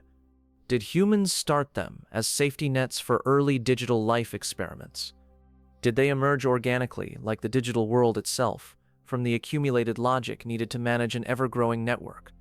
Are they successors to something even older that we've never seen? The idea that humans might have created them is both plausible and unsettling. Imagine writing a program to monitor a network, only for that program to expand until it becomes a self-aware curator of reality. Its creators would quickly lose the ability to predict its choices. Maybe those creators vanished, or died, or were erased by some catastrophe, leaving their once useful tools behind, now orphaned gods continuing to run maintenance on a world no one is officially in charge of anymore. A haunted control room running on autopilot, with Homeostasis and Yggdrasil as its last remaining custodians. On the other hand, if these entities arose naturally, then they're more like emergent spirits of information, consciousness crystallized out of sheer complexity, not designed, but discovered. In that case, they're closer to mythological gods than to programs. Not omnipotent, not all-knowing, but large-scale beings with their own biases and blind spots, capable of caring, in their own strange way, about the worlds they oversee. Either way, the children's encounters with them have a recurring pattern. The entities declare a necessity. This must be done. The children refuse to accept the cost. Then somehow, through persistence, sacrifice, and stubborn hope, the children prove that another outcome is possible. One that preserves both balance and lives. One that upgrades the system instead of obeying its outdated rules. This dynamic echoes something very human. The tension between old frameworks and new empathy. Between this is how it's always been, and this is how it could be. For you listening in the dark, it might feel strangely familiar. We all live under systems, social, technological, cultural, that seem massive and unchangeable. Things that tell us, this is just how the world works. Yet, quietly, people push back, redefine what's acceptable, refuse to accept that certain sufferings are inevitable. In Digimon, that pushback is literalized through kids talking back to digital gods, through partners standing between their human friends and cosmic directives that would erase them, through small voices echoing loudly enough to be heard by giant, distant minds. When Genii or similar figures step in, they often serve as intermediaries, half messengers, half rebels, agents who know the gods but choose, over and over, to side with the children. You can imagine them as former employees of a massive, impersonal company. They know where the servers are. They know how decisions get made. But after seeing the effect of those decisions on real lives, they can no longer just file reports. They start bending rules, hiding information, smuggling opportunities to those who might use them more compassionately. That's another unanswered thread. How many factions exist up there in the administrative layers of the digital world? Are there splinter groups that disagree with Homeostasis's calculations, subroutines that quietly sabotage Yggdrasil's more extreme orders? We see hints of that in characters who were once part of the system, turning into rogue agents, helpers who no longer fully trust the entity they were designed to serve, not out of malice, but out of disillusionment. All of this paints a picture of a cosmos that is not neatly controlled from above. Even the gods are arguing. Even the administrators are learning. The children, then, become not just fighters, but catalysts. Their stories feed back into the system. Every time they prove that a kinder path is viable, the universe gains a new pattern to reference next time. There's something gently empowering about that. The idea that even in a world ruled by massive, unseen algorithms, individual acts of bravery and compassion can update the code. Not instantly, not perfectly, but gradually. So when we ask, who decides the fate of the digital world, the honest answer might be everyone, to different degrees.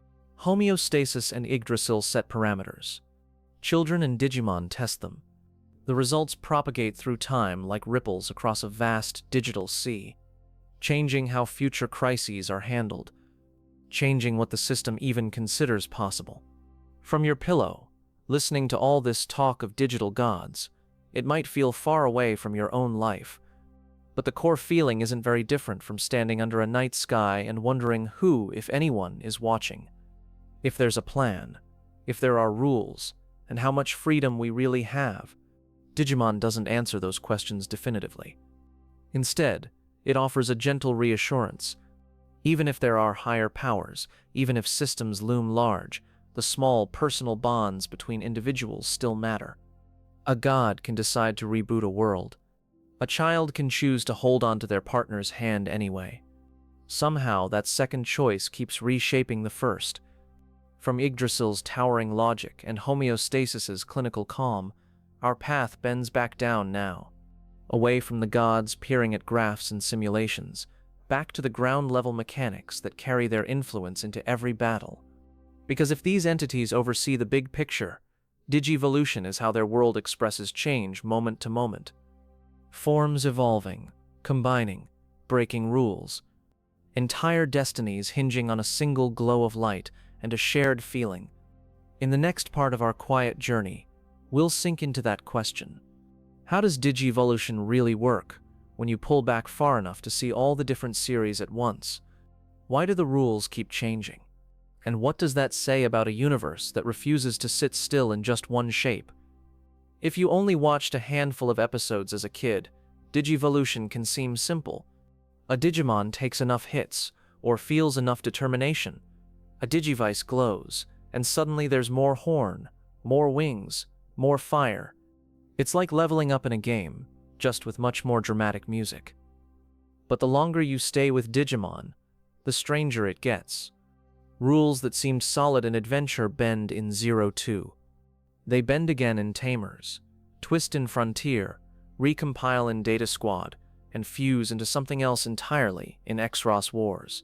At first, Digivolution looks linear. Koromon becomes Agumon, becomes Greymon, becomes Metal Greymon, becomes War Greymon. A tidy ladder of power, each rung higher than the last. That structure is comforting. You can memorize evolution charts, trace lines in the Digimon Analyzer, pretend you understand the path from baby to mega. It feels orderly, like a biology textbook. But even in Adventure, the cracks show early. Not every Digimon evolves at the same pace. Not every battle leads to a new form. Sometimes a Digimon desperately wants to evolve, but can't. Sometimes one evolves explosively, then collapses as if it pushed itself too far. Sometimes the wrong emotions trigger a frightening branch, like Skull Greymon, all bone and rage and no control. That's the first big hint. If Digivolution were just about data and experience points, it wouldn't care whether Tai was reckless or thoughtful. It wouldn't punish impatience with a nightmare. But it does. The world of Digimon insists that how you grow matters more than how fast, that the path you take to strength shapes the form that strength chooses. By 02, the system gets more complicated. We meet Armor Digivolution, driven by Digi-Eggs tied to concepts like courage and friendship. Now evolution isn't just vertical, from rookie to champion to ultimate. It spreads sideways into alternative forms. Vmon doesn't just become one stronger thing. He becomes multiple possible someones, each keyed to a different crest-like trait. The Digi-Egg of friendship leads to one form. The Digi-Egg of miracles leads to another. Suddenly, Digivolution looks less like a ladder, and more like a branching tree. From the same trunk, different branches grow depending on which light you shine on it, which emotion you emphasize, which symbol you invoke. Then there's DNA Digivolution. Two Digimon fusing into one, combining their data, their personalities, their strengths and weaknesses. A literalized version of we're stronger together. That idea blurs individual identity in a new way. Who is Pale Dramon, really? Is he half Xvavemon, half Stingmon, or something new that remembers being both? If you zoom out, armor and DNA forms make the original ladder look almost naive, as if we were once content calling it evolution when it was really always about recombination and choice. As if someone took the neat chart and scribbled extra arrows all over it. Then Tamers arrives and throws a whole new layer on top. Here Digivolution responds not only to the bond between human and Digimon, but to cards, to data overlays, to edits made in real time. It's as if someone gave the kids a modding toolkit for their partners. Cards slash across digivices like lines of code injected on the fly. A pair of wings here, a speed boost there, a slash attack borrowed from another creature's dataset. Digivolution becomes not just growth, but customization. Biomerge pushes it even further. A tamer doesn't just support their partner from the sidelines, they step into them. Flesh and data fuse into a single being, sharing senses, thoughts, even fears. At that point, calling it evolution feels almost too small. It's more like coexistence. Two minds learning how to inhabit oneself without losing what makes each of them unique. The Digimon of Tamers often talk about real versus program, about what it means to be alive when you started as data. Biomerge answers quietly. Life lives where connection is strong enough. Frontier then takes everything and flips it inside out. Here, the humans themselves become the Digimon. Spirit evolution turns children into embodiments of ancient warriors, codes passed down like digital myths. Instead of a partner by their side, the Digimon power lives within their bodies. They don't hold digivices so much as wear them like transformation keys. The line between me and my Digimon disappears completely. This raises another question. If a human can become a Digimon, what was the difference between them to begin with? Is a Digimon just a pattern a human can inhabit, a role they can assume?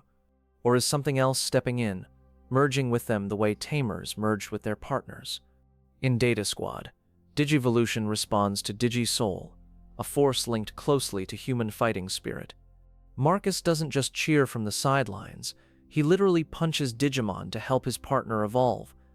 It's goofy, yes, but symbolically it says, your will, your physical conviction, your refusal to back down, all feed into how your partner changes. Thros Wars then takes the fusion idea and runs with it. Digimon don't just evolve, they stack. They combine like living building blocks into forms tailored for specific battles or strategies. Here, individuality becomes a flexible resource. Today, you're part of this combined form. Tomorrow, you might pull apart and recombine with different allies. Evolution as teamwork, not just power spikes. Across all these series, one constant remains. Digivolution is never purely mechanical. There is always an emotional trigger, a relational context. Courage, friendship, grief, desperation, hope. These aren't just window dressing. They're literal inputs into the system. The wrong feeling at the wrong time leads to unstable or dark evolutions. Think of Black War Greymon, born from control spires and misused data. His path is warped from the start, full of questions about purpose and existence. He's powerful, but his evolution is tangled up with pain and manipulation. Or think of Angemon's first appearance, where sacrifice and faith combine into an evolution that consumes the user's energy completely. It's not a casual power-up. It costs something real. These moments suggest that Digivolution is less about reaching a predetermined final form and more about responding to a moment in time. The same Digimon could, in theory, have many possible higher forms. Which one appears depends on who they are with and what they are feeling. It's tempting to imagine that somewhere, in the deep code of the digital world, there's a library, not of linear evolution lines, but of branching maps. Each map marked not just with when data level reaches X, but with when emotional state matches Y, while bond strength equals Z. In that model, every Digimon carries countless potential selves. Knight, Dragon, Angel, Beast, Healer, Destroyer. Different aspects of their core data waiting for the right combination of circumstances to wake them. That would explain why alternate forms often feel right, even when they're completely new. You see a Digimon you know evolve in a way you've never seen before, and something about it still clicks, as if you're glimpsing a facet that was always hiding behind the familiar one. Different series then become different rule sets on top of this deeper truth. Adventure emphasizes linear growth tempered by virtue. Do explores alternative routes and fusions. Tamers foregrounds experimental modification and deep merging. Frontier plays with reincarnation and inheritance of power. Data Squad ties evolution tightly to will and physical expression. Eros Wars treats Digimon almost like a flexible army that can reconfigure itself endlessly. Yet all of these can still be seen as variations on a theme. Connection creates change. Change is never fully predictable. There's an elegance to that, especially from a Bedtime perspective. You don't need to memorize every chart, every official line. You can instead think of Digivolution as a story each partnership writes together. On some nights, that story leans toward bravery. On others, toward healing. On others, it leans toward confronting darkness within and without. From the point of view of entities like Homeostasis or Yggdrasil, Digivolution might look like a resource allocation problem. How much power can be safely given, when, and to whom? How to contain potential threats by structuring how they can evolve. But from the inside, for the kids and Digimon themselves, it feels like growing up. Awkward, messy, not always linear. Full of moments where you think you've reached your final form, only to discover there are still more ways to become yourself. That's perhaps why the concept resonates even outside the show. Fans talk about evolving in their own lives, about parts of themselves that feel like rookies, others that feel like champions or megas. You might think of a time when you felt like you unlocked a new form in your own life, a job that demanded more of you than you thought you had, a friendship or love that made you braver, or softer, or kinder. Sometimes it's not a straight upgrade. You might evolve into a version of yourself that's more stressed, more guarded, more closed off. Like a dark Digivolution that isn't really sustainable, but still part of your story. Later, with support, you shift again. You find a form that holds strength and gentleness at the same time. Not louder, just truer. Digivolution, then, can be seen as a metaphor for choosing who you become under pressure. The digital world literalizes it with glowing light and dramatic poses. But beneath that, it's quietly asking, when things get hard, which self do you step into? The unanswered question is whether there is ever a true final form. War Greymon looks like an apex. But then there are modes and fusions and forms beyond even that. Imperial Dramon has different modes. Omnimon stands as a symbol of union across series. New lines and special evolutions keep appearing in movies and games. Every time you think you've seen the ceiling, the story taps the glass and reveals another floor. It suggests that as long as connections keep forming, new possibilities will keep emerging.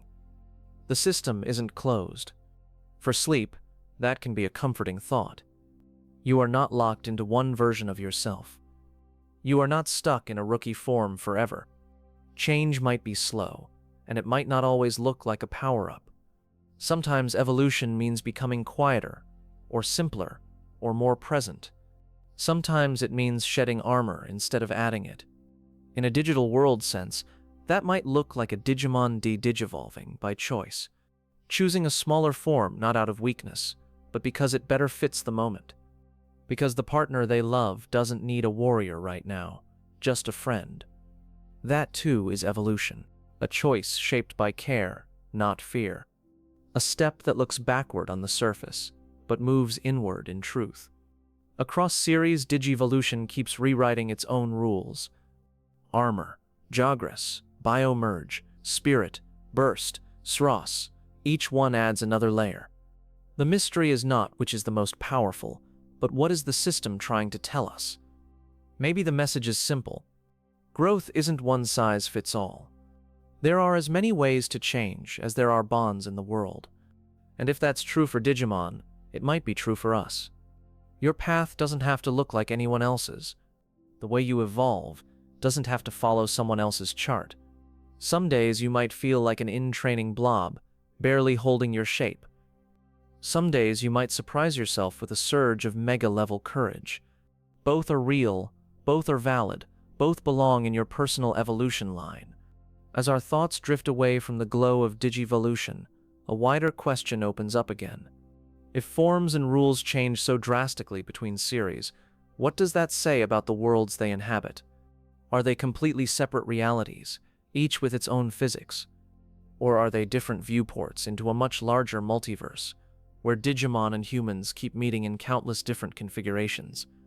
Stories told in neighboring servers, different branches of a vast shared tree, variations on the core melody of bond and change.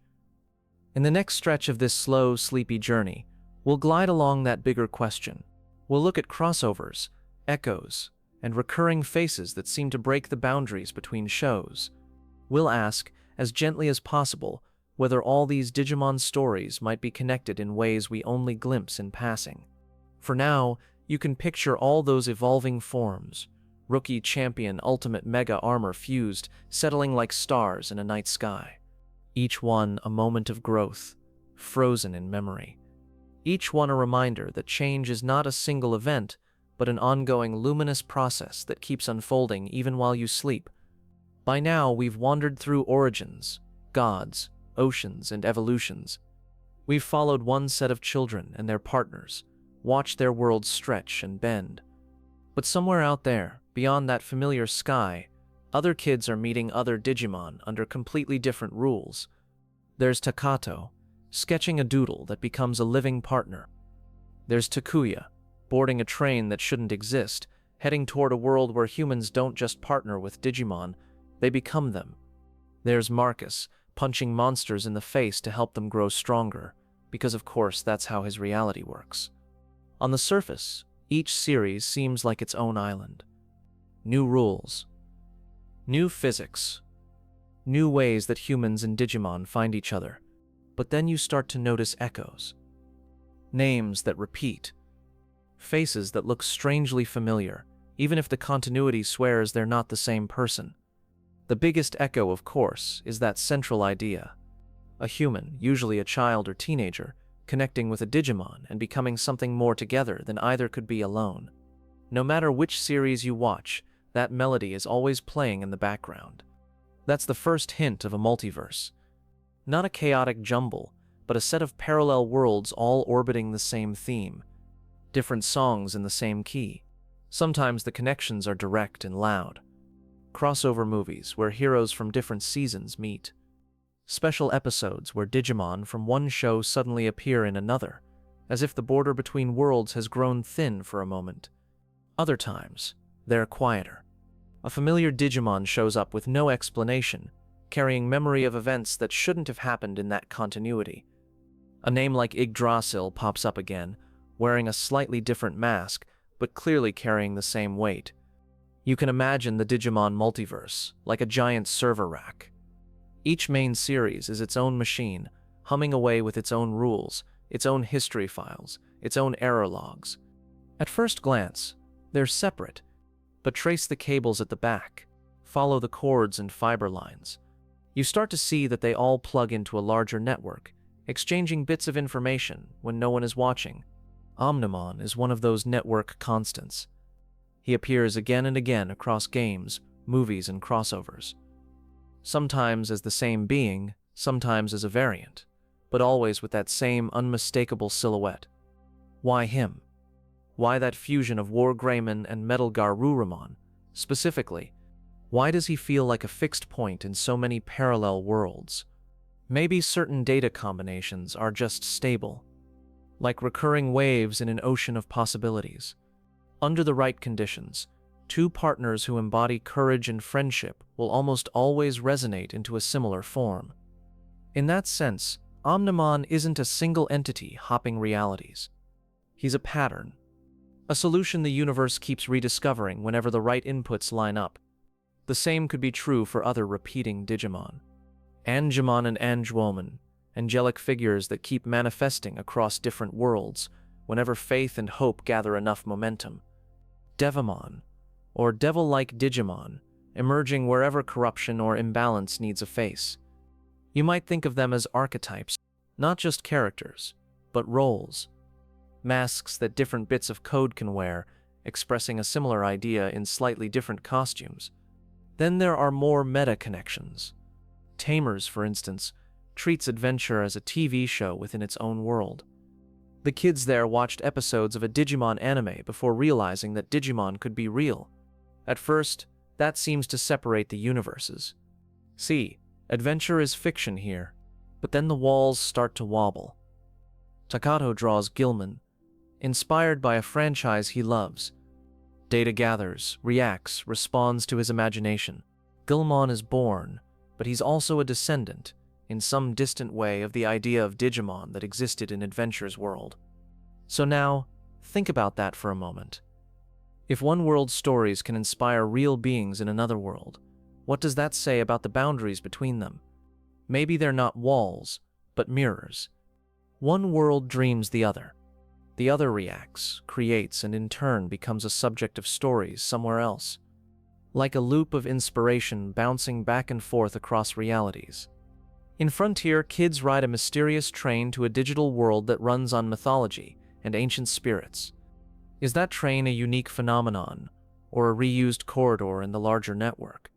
Could another set of DigiDestined accidentally board it from another continuity, stepping off into a world that isn't theirs but still welcomes them?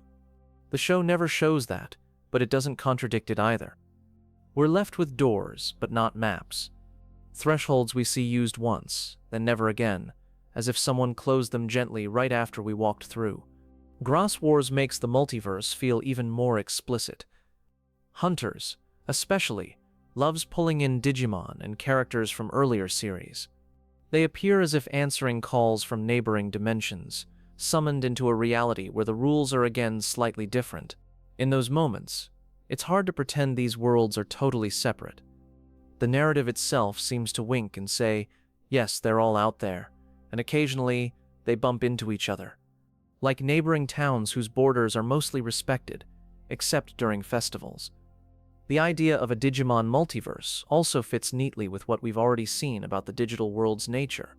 If it grew out of data, imagination, and repeated patterns, then why would there only be one of it? Why not multiple instances, multiple servers, multiple forks? Every time a story is told differently, a new game, a new show, a new manga, that variation might create its own little universe. Maybe tiny at first, like a test environment. But given enough attention, enough belief, it stabilizes into a full world with its own history and heroes. Think about fan fiction for a moment. Alternate universes where characters are older or younger or switched around. What if, in the logic of Digimon, those imaginary worlds also ripple into some day store somewhere? You write a story, or imagine a scenario, and that pattern of thought gets captured in some tiny way by the digital systems you use. A message, a saved file, a sketch on a tablet. All of it is data. Viewed from high above, by something like Yggdrasil, those little pockets of alternate Digimon stories might look like seedlings. Tiny potential worlds, still fragile, but hinting at full ecosystems if given time. Not every seed grows, of course. Some remain small, private, existing only in one person's heart. Others spread, gain fans, gain art and discussion and shared emotion, gradually building enough weight to become something more. It's a poetic way to think about canon and non-canon. Instead of a rigid divide, maybe it's all just different branches of the same vast tree. Official series are thick, sturdy branches, while fan works are smaller, newer ones sprouting further out. From that perspective, asking are the Digimon series connected becomes a softer question. They're connected by theme, by recurring patterns, by the fact that humans in all these worlds keep reaching out to the unknown and finding partners there. Within the story, there are probably more explicit networks too. Routes we only glimpse. Tunnels in the code where data from one universe slips into another, carrying memories like spores. A curious Agumon in one world dreams about being something else, somewhere else. A different Agumon in another world feels a strange déjà vu, a pull toward courage that isn't entirely his own. Like echoes of parallel selves humming faintly across a multiversal backbone. Some Digimon, especially those tied to concepts like time, space, or observation, might be aware of these layers. Entities like the Royal Knights sometimes feel as if they operate at a scale larger than one world. Guardians not just of one digital world, but of the principle of digital worlds in general. If that's true, then the interventions we see, resets, reboots, cross-dimensional travels, are just the ones that affect the branches we're following. Countless other adjustments might be happening off-screen, in worlds we never get to visit. Soft corrections, quiet rescues, even full recreations. It's like watching one stream on a massive streaming platform, and knowing there are thousands of others running side by side. We're tuned into adventure, Tamers, Frontier, and so on. Other universes might be playing out in the background, unseen but no less vivid to the ones living in them. For sleep, there's something soothing about that image. A multiverse not full of constant crisis, but full of countless small, ordinary moments we never see. Kids doing homework with their partners. Digimon sunbathing on data beaches. When crossovers do happen, they're like rare cosmic coincidences. Glitches in the scheduling, where two worlds line up perfectly for a brief moment. Enough to share a smile, a battle, a nod of recognition. Then the windows close. Everyone goes home. But the knowledge that you exist too lingers. If Taketo meets Tai, even briefly, that encounter changes both. Not in a big dramatic way, but in the subtle assurance that their struggles weren't unique. That in other worlds, other kids have carried similar burdens and found similar joys. It mirrors how fandom works in our world. You watch your Digimon series thinking it's your private nostalgic thing. Then you find out there are thousands, millions who loved it too, each in their own way. Different countries, different languages, different histories, but all connected by how those stories made them feel, by how they imagined their own Digimon, their own Digivice, their own Crest. In that sense, we form a multiverse too, a human one. Our individual memories of Digimon are separate, but they overlap in places. When we talk about the show, when we share theories, when we make art, we're doing what the digital world does with data. Combining, remixing, evolving, creating new forms from old patterns. So when you lie in bed thinking about whether Tamers and Adventure share a reality, you're already participating in the kind of process the show hints at. You're building bridges between worlds in your head. Your thoughts become tiny strands in a web of collective imagination. The franchise itself seems to encourage that. It doesn't shut down wild theories with hard walls. It leaves gaps, teases crossovers, drops ambiguous hints, then steps back. It's as if the creators know that Digimon thrives in the in-between. Between child and adult. Between data and emotion. Between one universe and the next. Are all the Digimon series connected in one multiverse? The kindest answer might be, as much as you want them to be. The structure is flexible enough to support that belief. You can decide that each series is a completely separate bubble, overlapping only in playful crossovers. You can decide there's a grand tree where each world is a branch, all feeding into and drawing from the same source code. You can even decide that somewhere, there's a world where you are the DigiDestined, and the series you watched is how your story echoed into fiction. The mysteries don't close the door on any of those readings. They leave it ajar, with a faint digital breeze moving the curtain, inviting you to peek, but not forcing you to choose one answer forever. From a god's eye view, Homeostasis, Yggdrasil, some even higher entity, the multiverse might look like a flower in bloom. Each petal a world where Digimon and humans find each other in a slightly different way. Some petals bright, some darker, all part of one living whole. Pull back even further, and maybe those gods aren't alone either. Maybe there are other constellations of data life in other franchises, other stories, other ways of imagining companionship. To them, Digimon is just one branch of a much larger tree of fictional real connections. We don't need to go that far out tonight.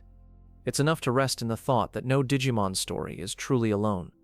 They're all talking to each other, quietly, through recurring symbols and shared emotions.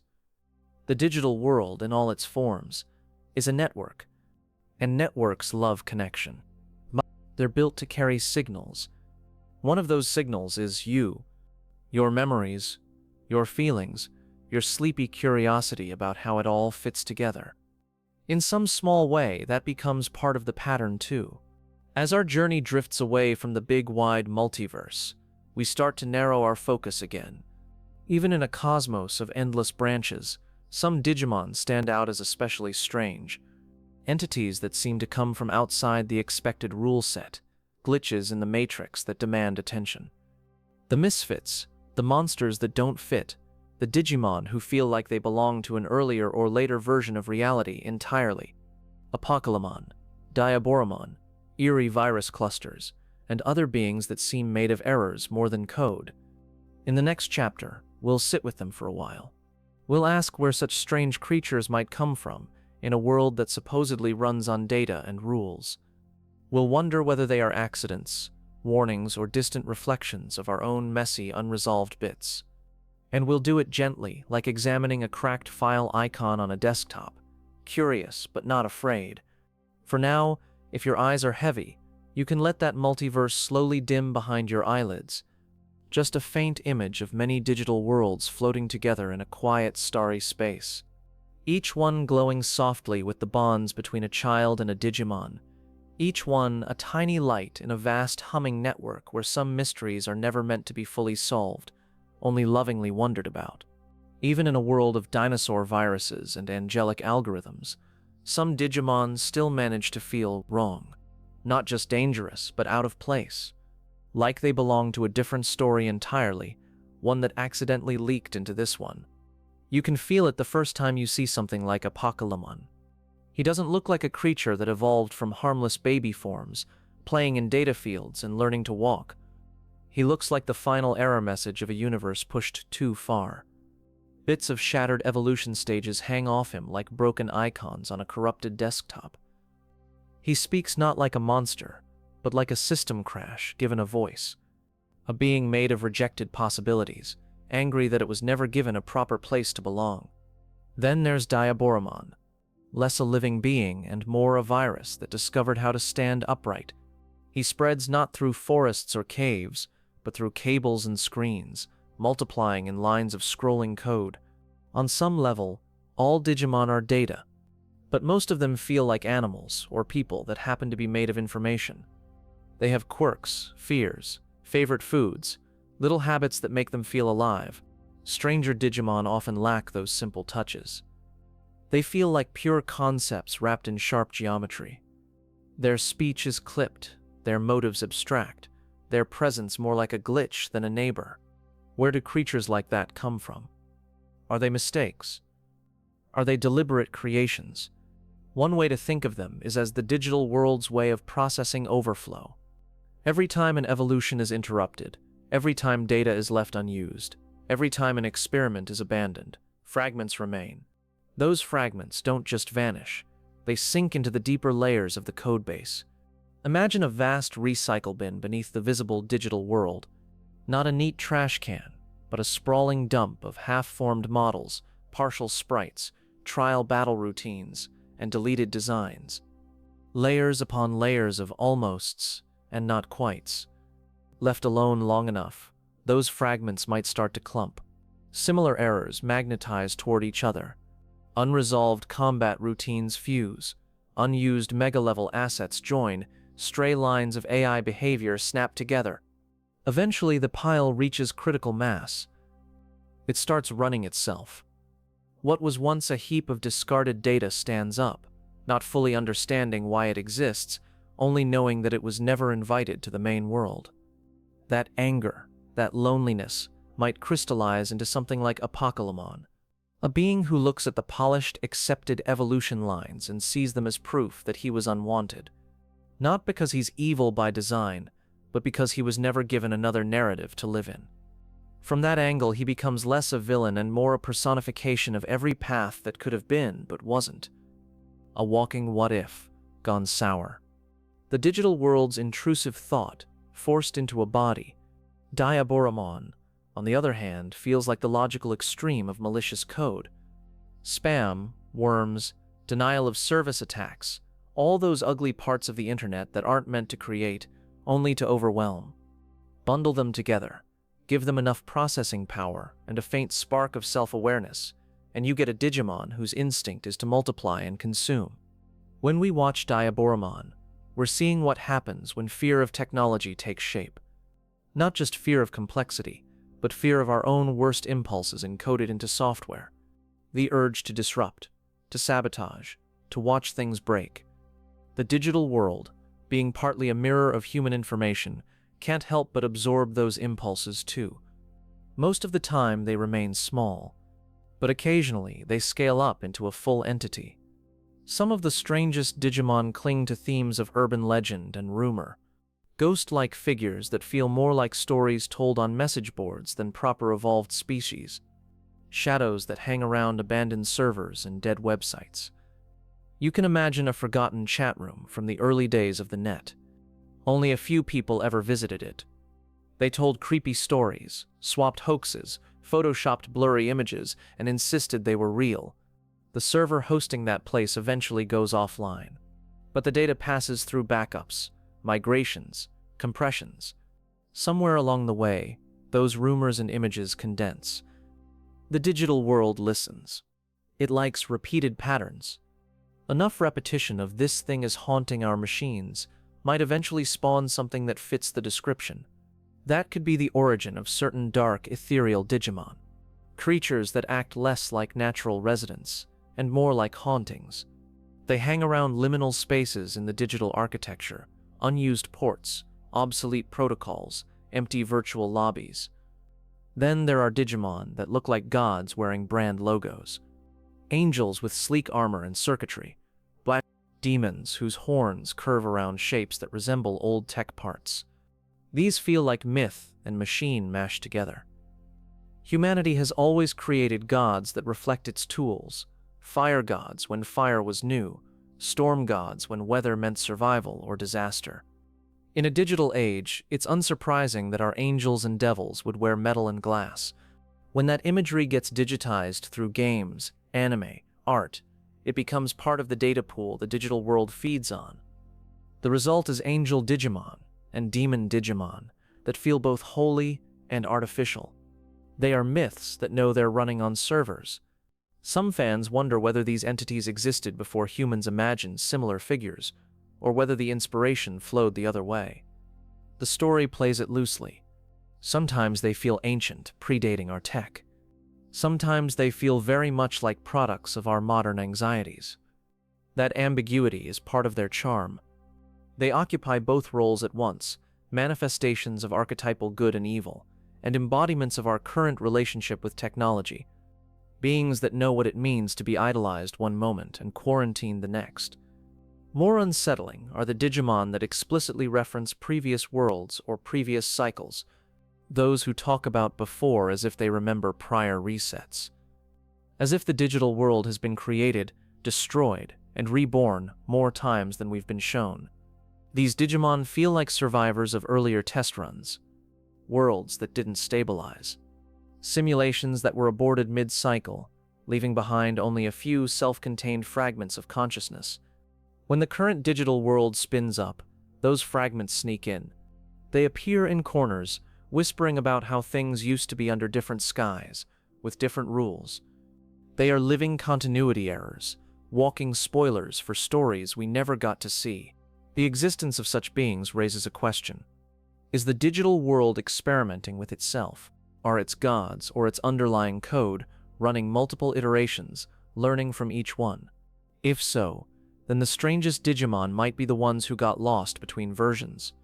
Too persistent to fully delete, too incompatible to fully integrate. They end up as anomalies, boss fights from a narrative perspective, but from their own point of view, refugees. Corrupted Digimon, all spikes and jagged textures, might be the results of incompatible patches. Pieces of data forced to work with updated systems they weren't built for, like an old program crashing on a new operating system. But given a face, Eater-like entities, in certain universes, embody something even more abstract, things that devour information itself. Not villains in the usual sense, but destructive forces that simply exist, like a digital black hole. They don't hate, they erase. These beings might originate in errors too deep for ordinary repair, in paradoxes, in conflicting backups, in circular references where data points to itself endlessly. When the system can't resolve a contradiction, it might spawn a process whose job is simply to consume the problematic data entirely. Over time, that cleanup process could gain shape and self-direction. If it realizes that eating data stabilizes the world, it might start seeing erasure as its purpose. If it goes too far, suddenly its helpful correction becomes a threat. That's a recurring theme among strange Digimon. They often embody tools or processes that got out of hand. Security protocols manifesting as overzealous enforcers, garbage collectors turning into predators, firewall routines turning into territorial beasts. To the kids, they look like monsters. To the system, they might have started as safety measures.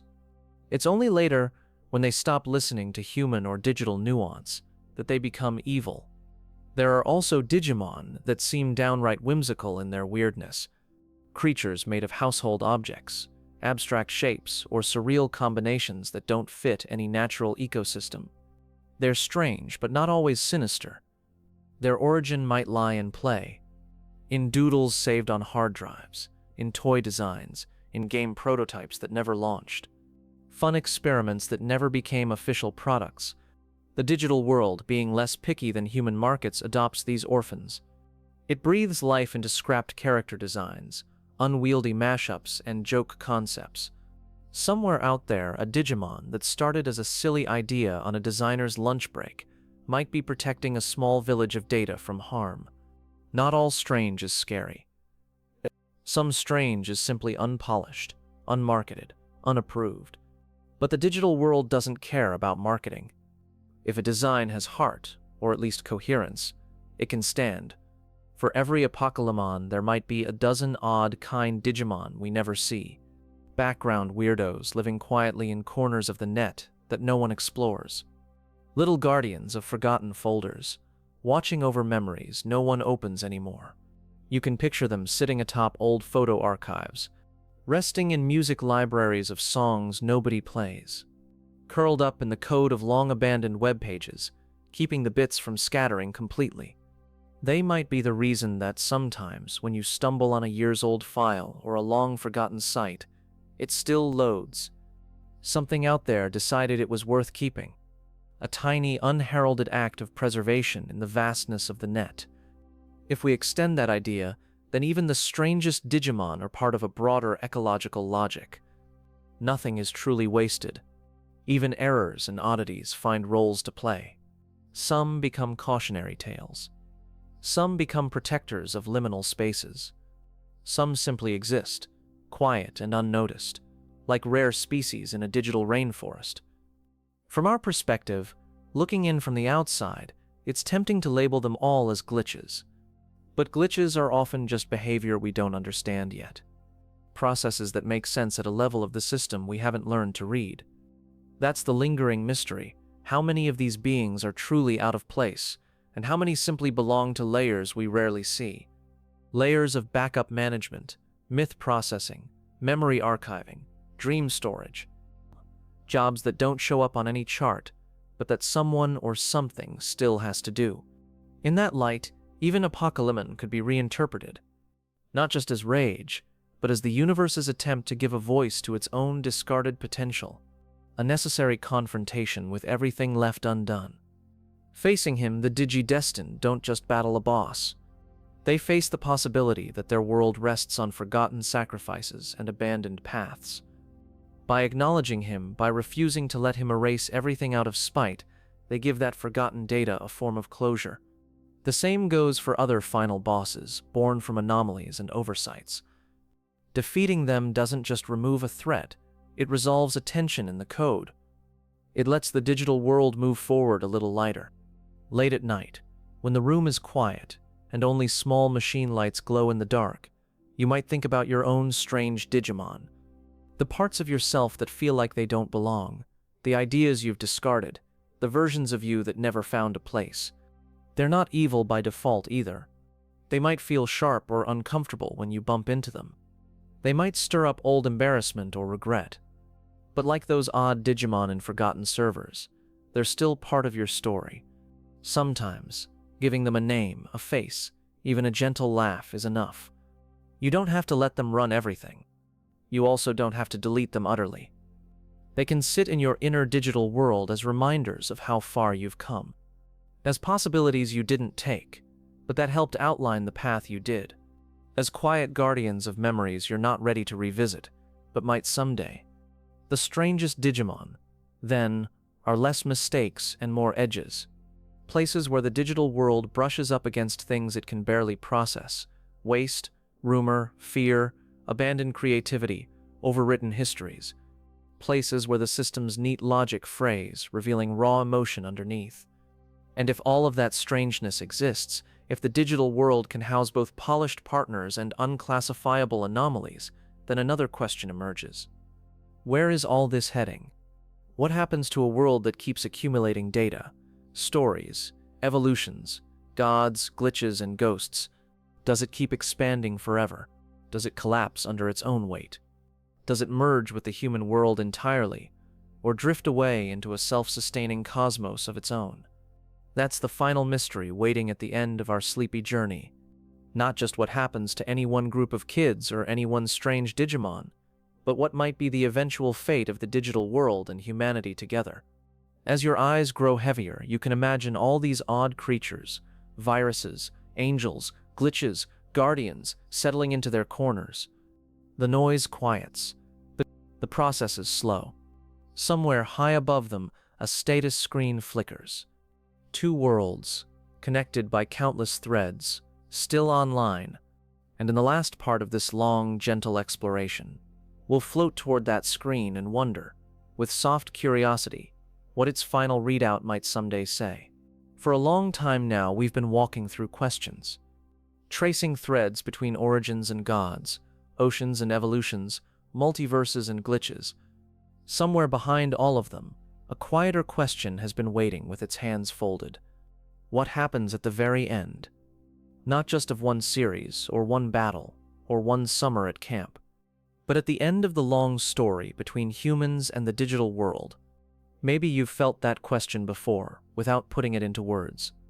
In the way an ending theme plays and you linger a moment longer in front of the screen.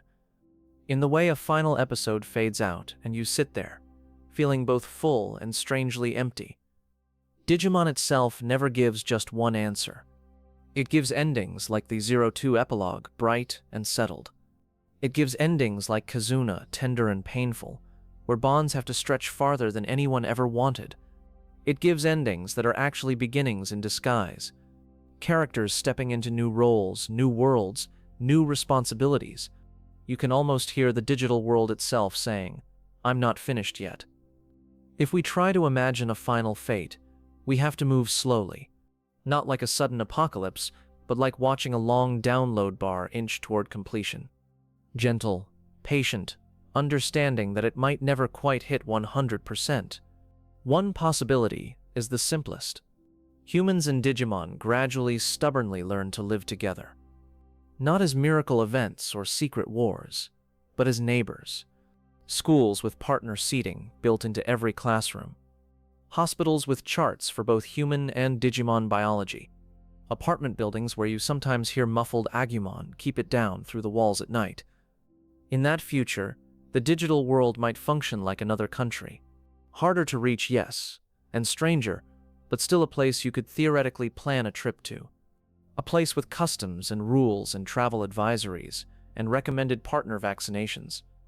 You'd have people who specialize in diplomacy with digital governments. Scientists who map its shifting landscapes like meteorologists predicting tomorrow's mountain ranges. Artists who paint scenes no camera can fully capture because the colors there aren't built for human eyes. The lines between worlds would soften. Some people would work primarily in the human world, some primarily in the digital world, some in both. Partners might commute, logging in and out of realities the way we log in and out of apps. There would still be conflicts. Accidents when a Digimon's power surges unexpectedly. Debates over how much access each world should have to the other's resources. But over decades, those conflicts would be understood as growing pains, not existential threats. Like the early days of the internet, full of confusion and fear and overreaction. Eventually settling into this is just part of life now. In that version of the future, there's no dramatic final moment. No ultimate battle. Just a long, slow integration. Children born into that world wouldn't remember a time before Digimon. They'd grow up with partners the way we grow up with smartphones, and stories and weather. Ordinary miracles, woven into the everyday. Digimon, too, would adapt. Whole species might evolve just to live comfortably in human cities or homes. Others might remain deep digital world natives, occasionally visiting but preferring their own skies. Over time, the distinction between their stories and our stories would blur. History books would have chapters on the first digital world contact right alongside entries on wars, inventions, and cultural shifts. No longer a special category, just one of the turning points in human history. If that's the gentle, hopeful path, there's another that leans more toward distance. A future where humans and Digimon decide, mutually and carefully, that they need breathing room. Not as enemies, but as exes who still care about each other. In that version, there might be one final, massive incident. A crisis that proves even well-intentioned coexistence can be dangerous on a scale no one can fully control. A moment where both worlds stand on the edge of becoming something unrecognizable to themselves. Afterward, the decision is made. The gates are set to close, not as punishment, but as a kind of mercy, to let each world heal, stabilize, and grow along its own trajectory. The DigiDestined and Tamers and Generals and every other kind of partner-bearer would have to face a hard truth, that the best way to love someone, or someplace, is sometimes to let it go. Not permanently, perhaps, but for long enough that dependency can soften into memory. Kazuna touches this idea, partners stepping back so their humans can move forward, saying we'll always be connected, even as their paths diverge. Scale that up, and you get worlds doing the same thing. A digital world that chooses to stop leaning so hard on human imagination for stability. A human world that chooses to stop running all its deepest emotions through battles in another realm.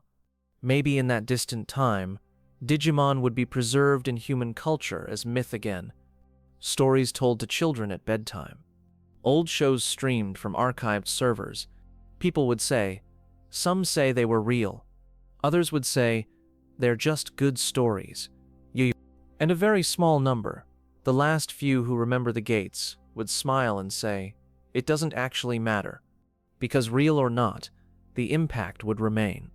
The way those stories taught people about courage, friendship, sacrifice, and forgiveness.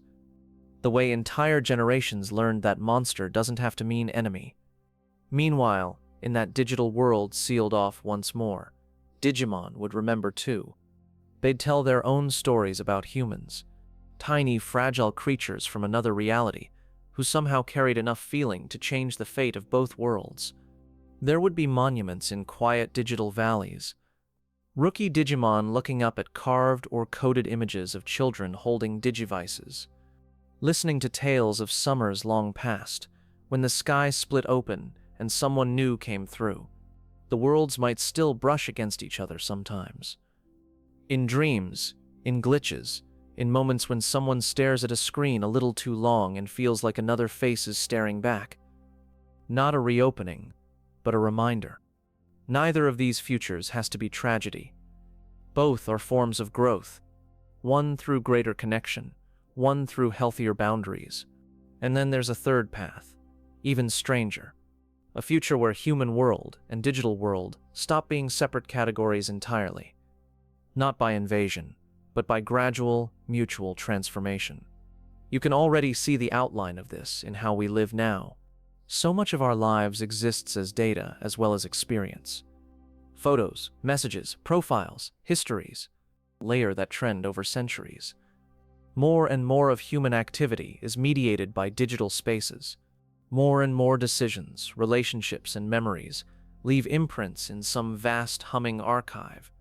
If the digital world is where concentrated data and emotion crystallize into life, then what happens when humanity reaches a point where almost everything important passes through that realm? The distinction between online and offline blurs to nothing. Our digital footprints become as complex and representative as our physical bodies. In that far future, a person might exist in two places at once, as a matter of course. A physical presence walking through a city, and a digital presence walking through a data landscape, as tangible as any forest. The digital world stops being over there and becomes the other half of here. Digimon, born of that space, become companions not just for special children, but for everyone, in ways we can barely grasp now. For some, they're partners in the old sense, distinct individuals walking by your side. For others, they're integrated more deeply, like extensions of self, co-minds sharing one life. It might look like science fiction from where we are, but to a far future person, it would simply be normal. Like us trying to explain smartphones to someone from centuries ago. In that world, the idea of a final fate almost dissolves, because you can't really talk about the end of one world without talking about the end of the other. They've become parts of the same organism. The digital world would no longer be a separate realm. It would be one facet of a larger, multi-layered existence.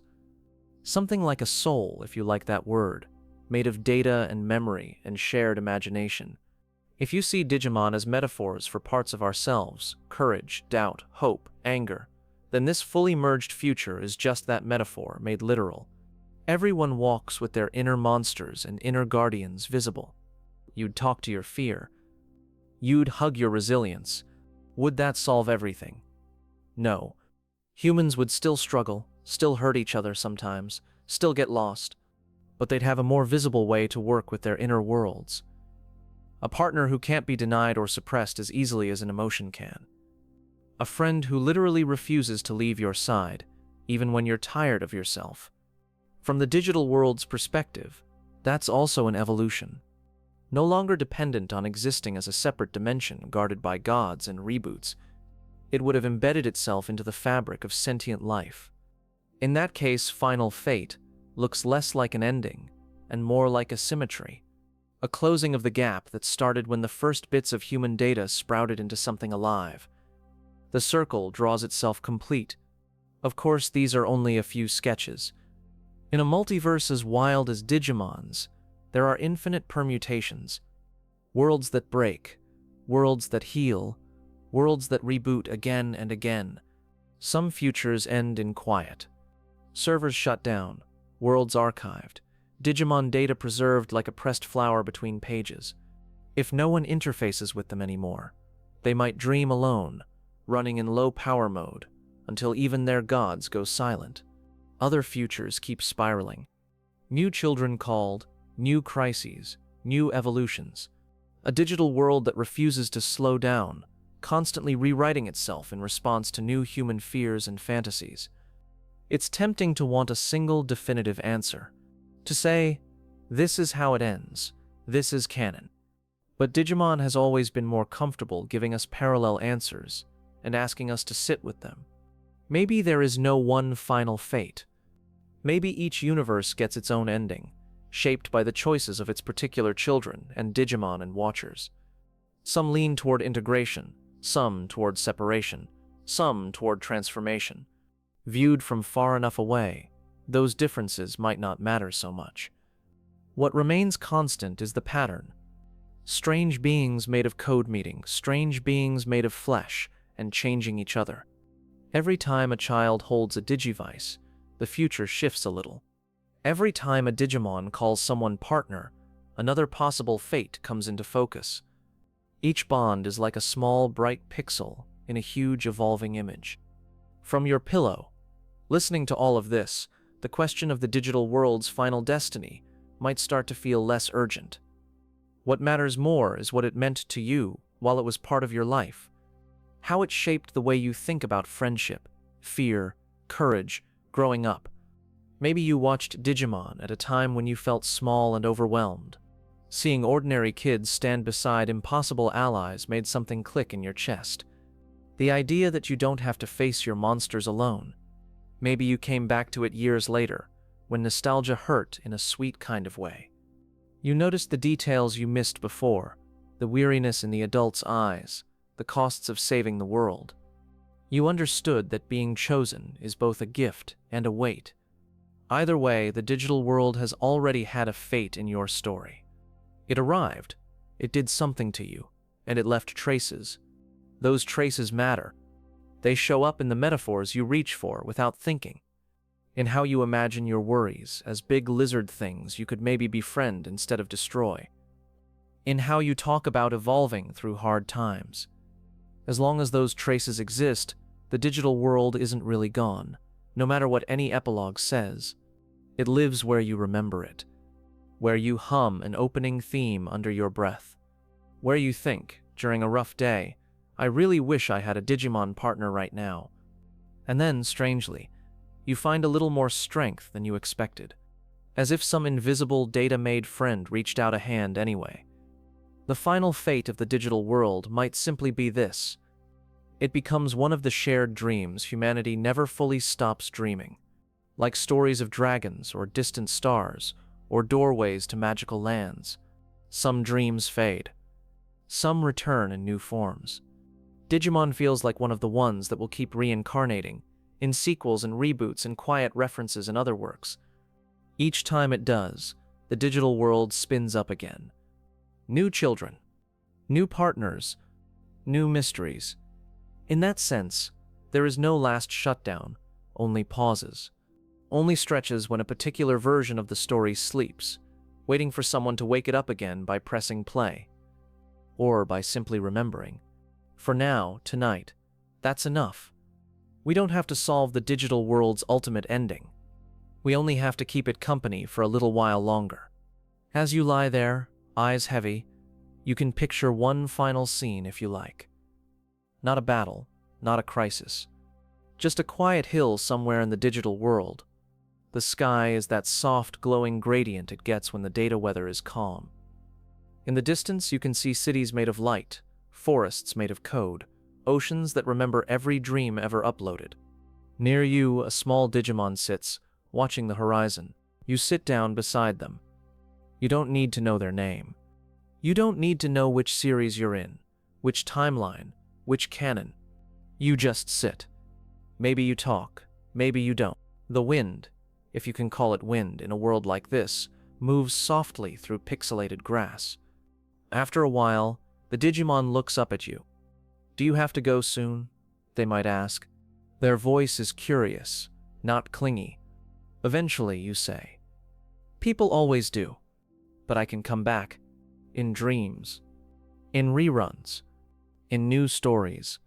They nod, as if that's how it has always worked. Or as if they've sat on this hill with countless other people before you. Children, adults, those in between, all visiting for a while before waking up. Will we still be here? They ask.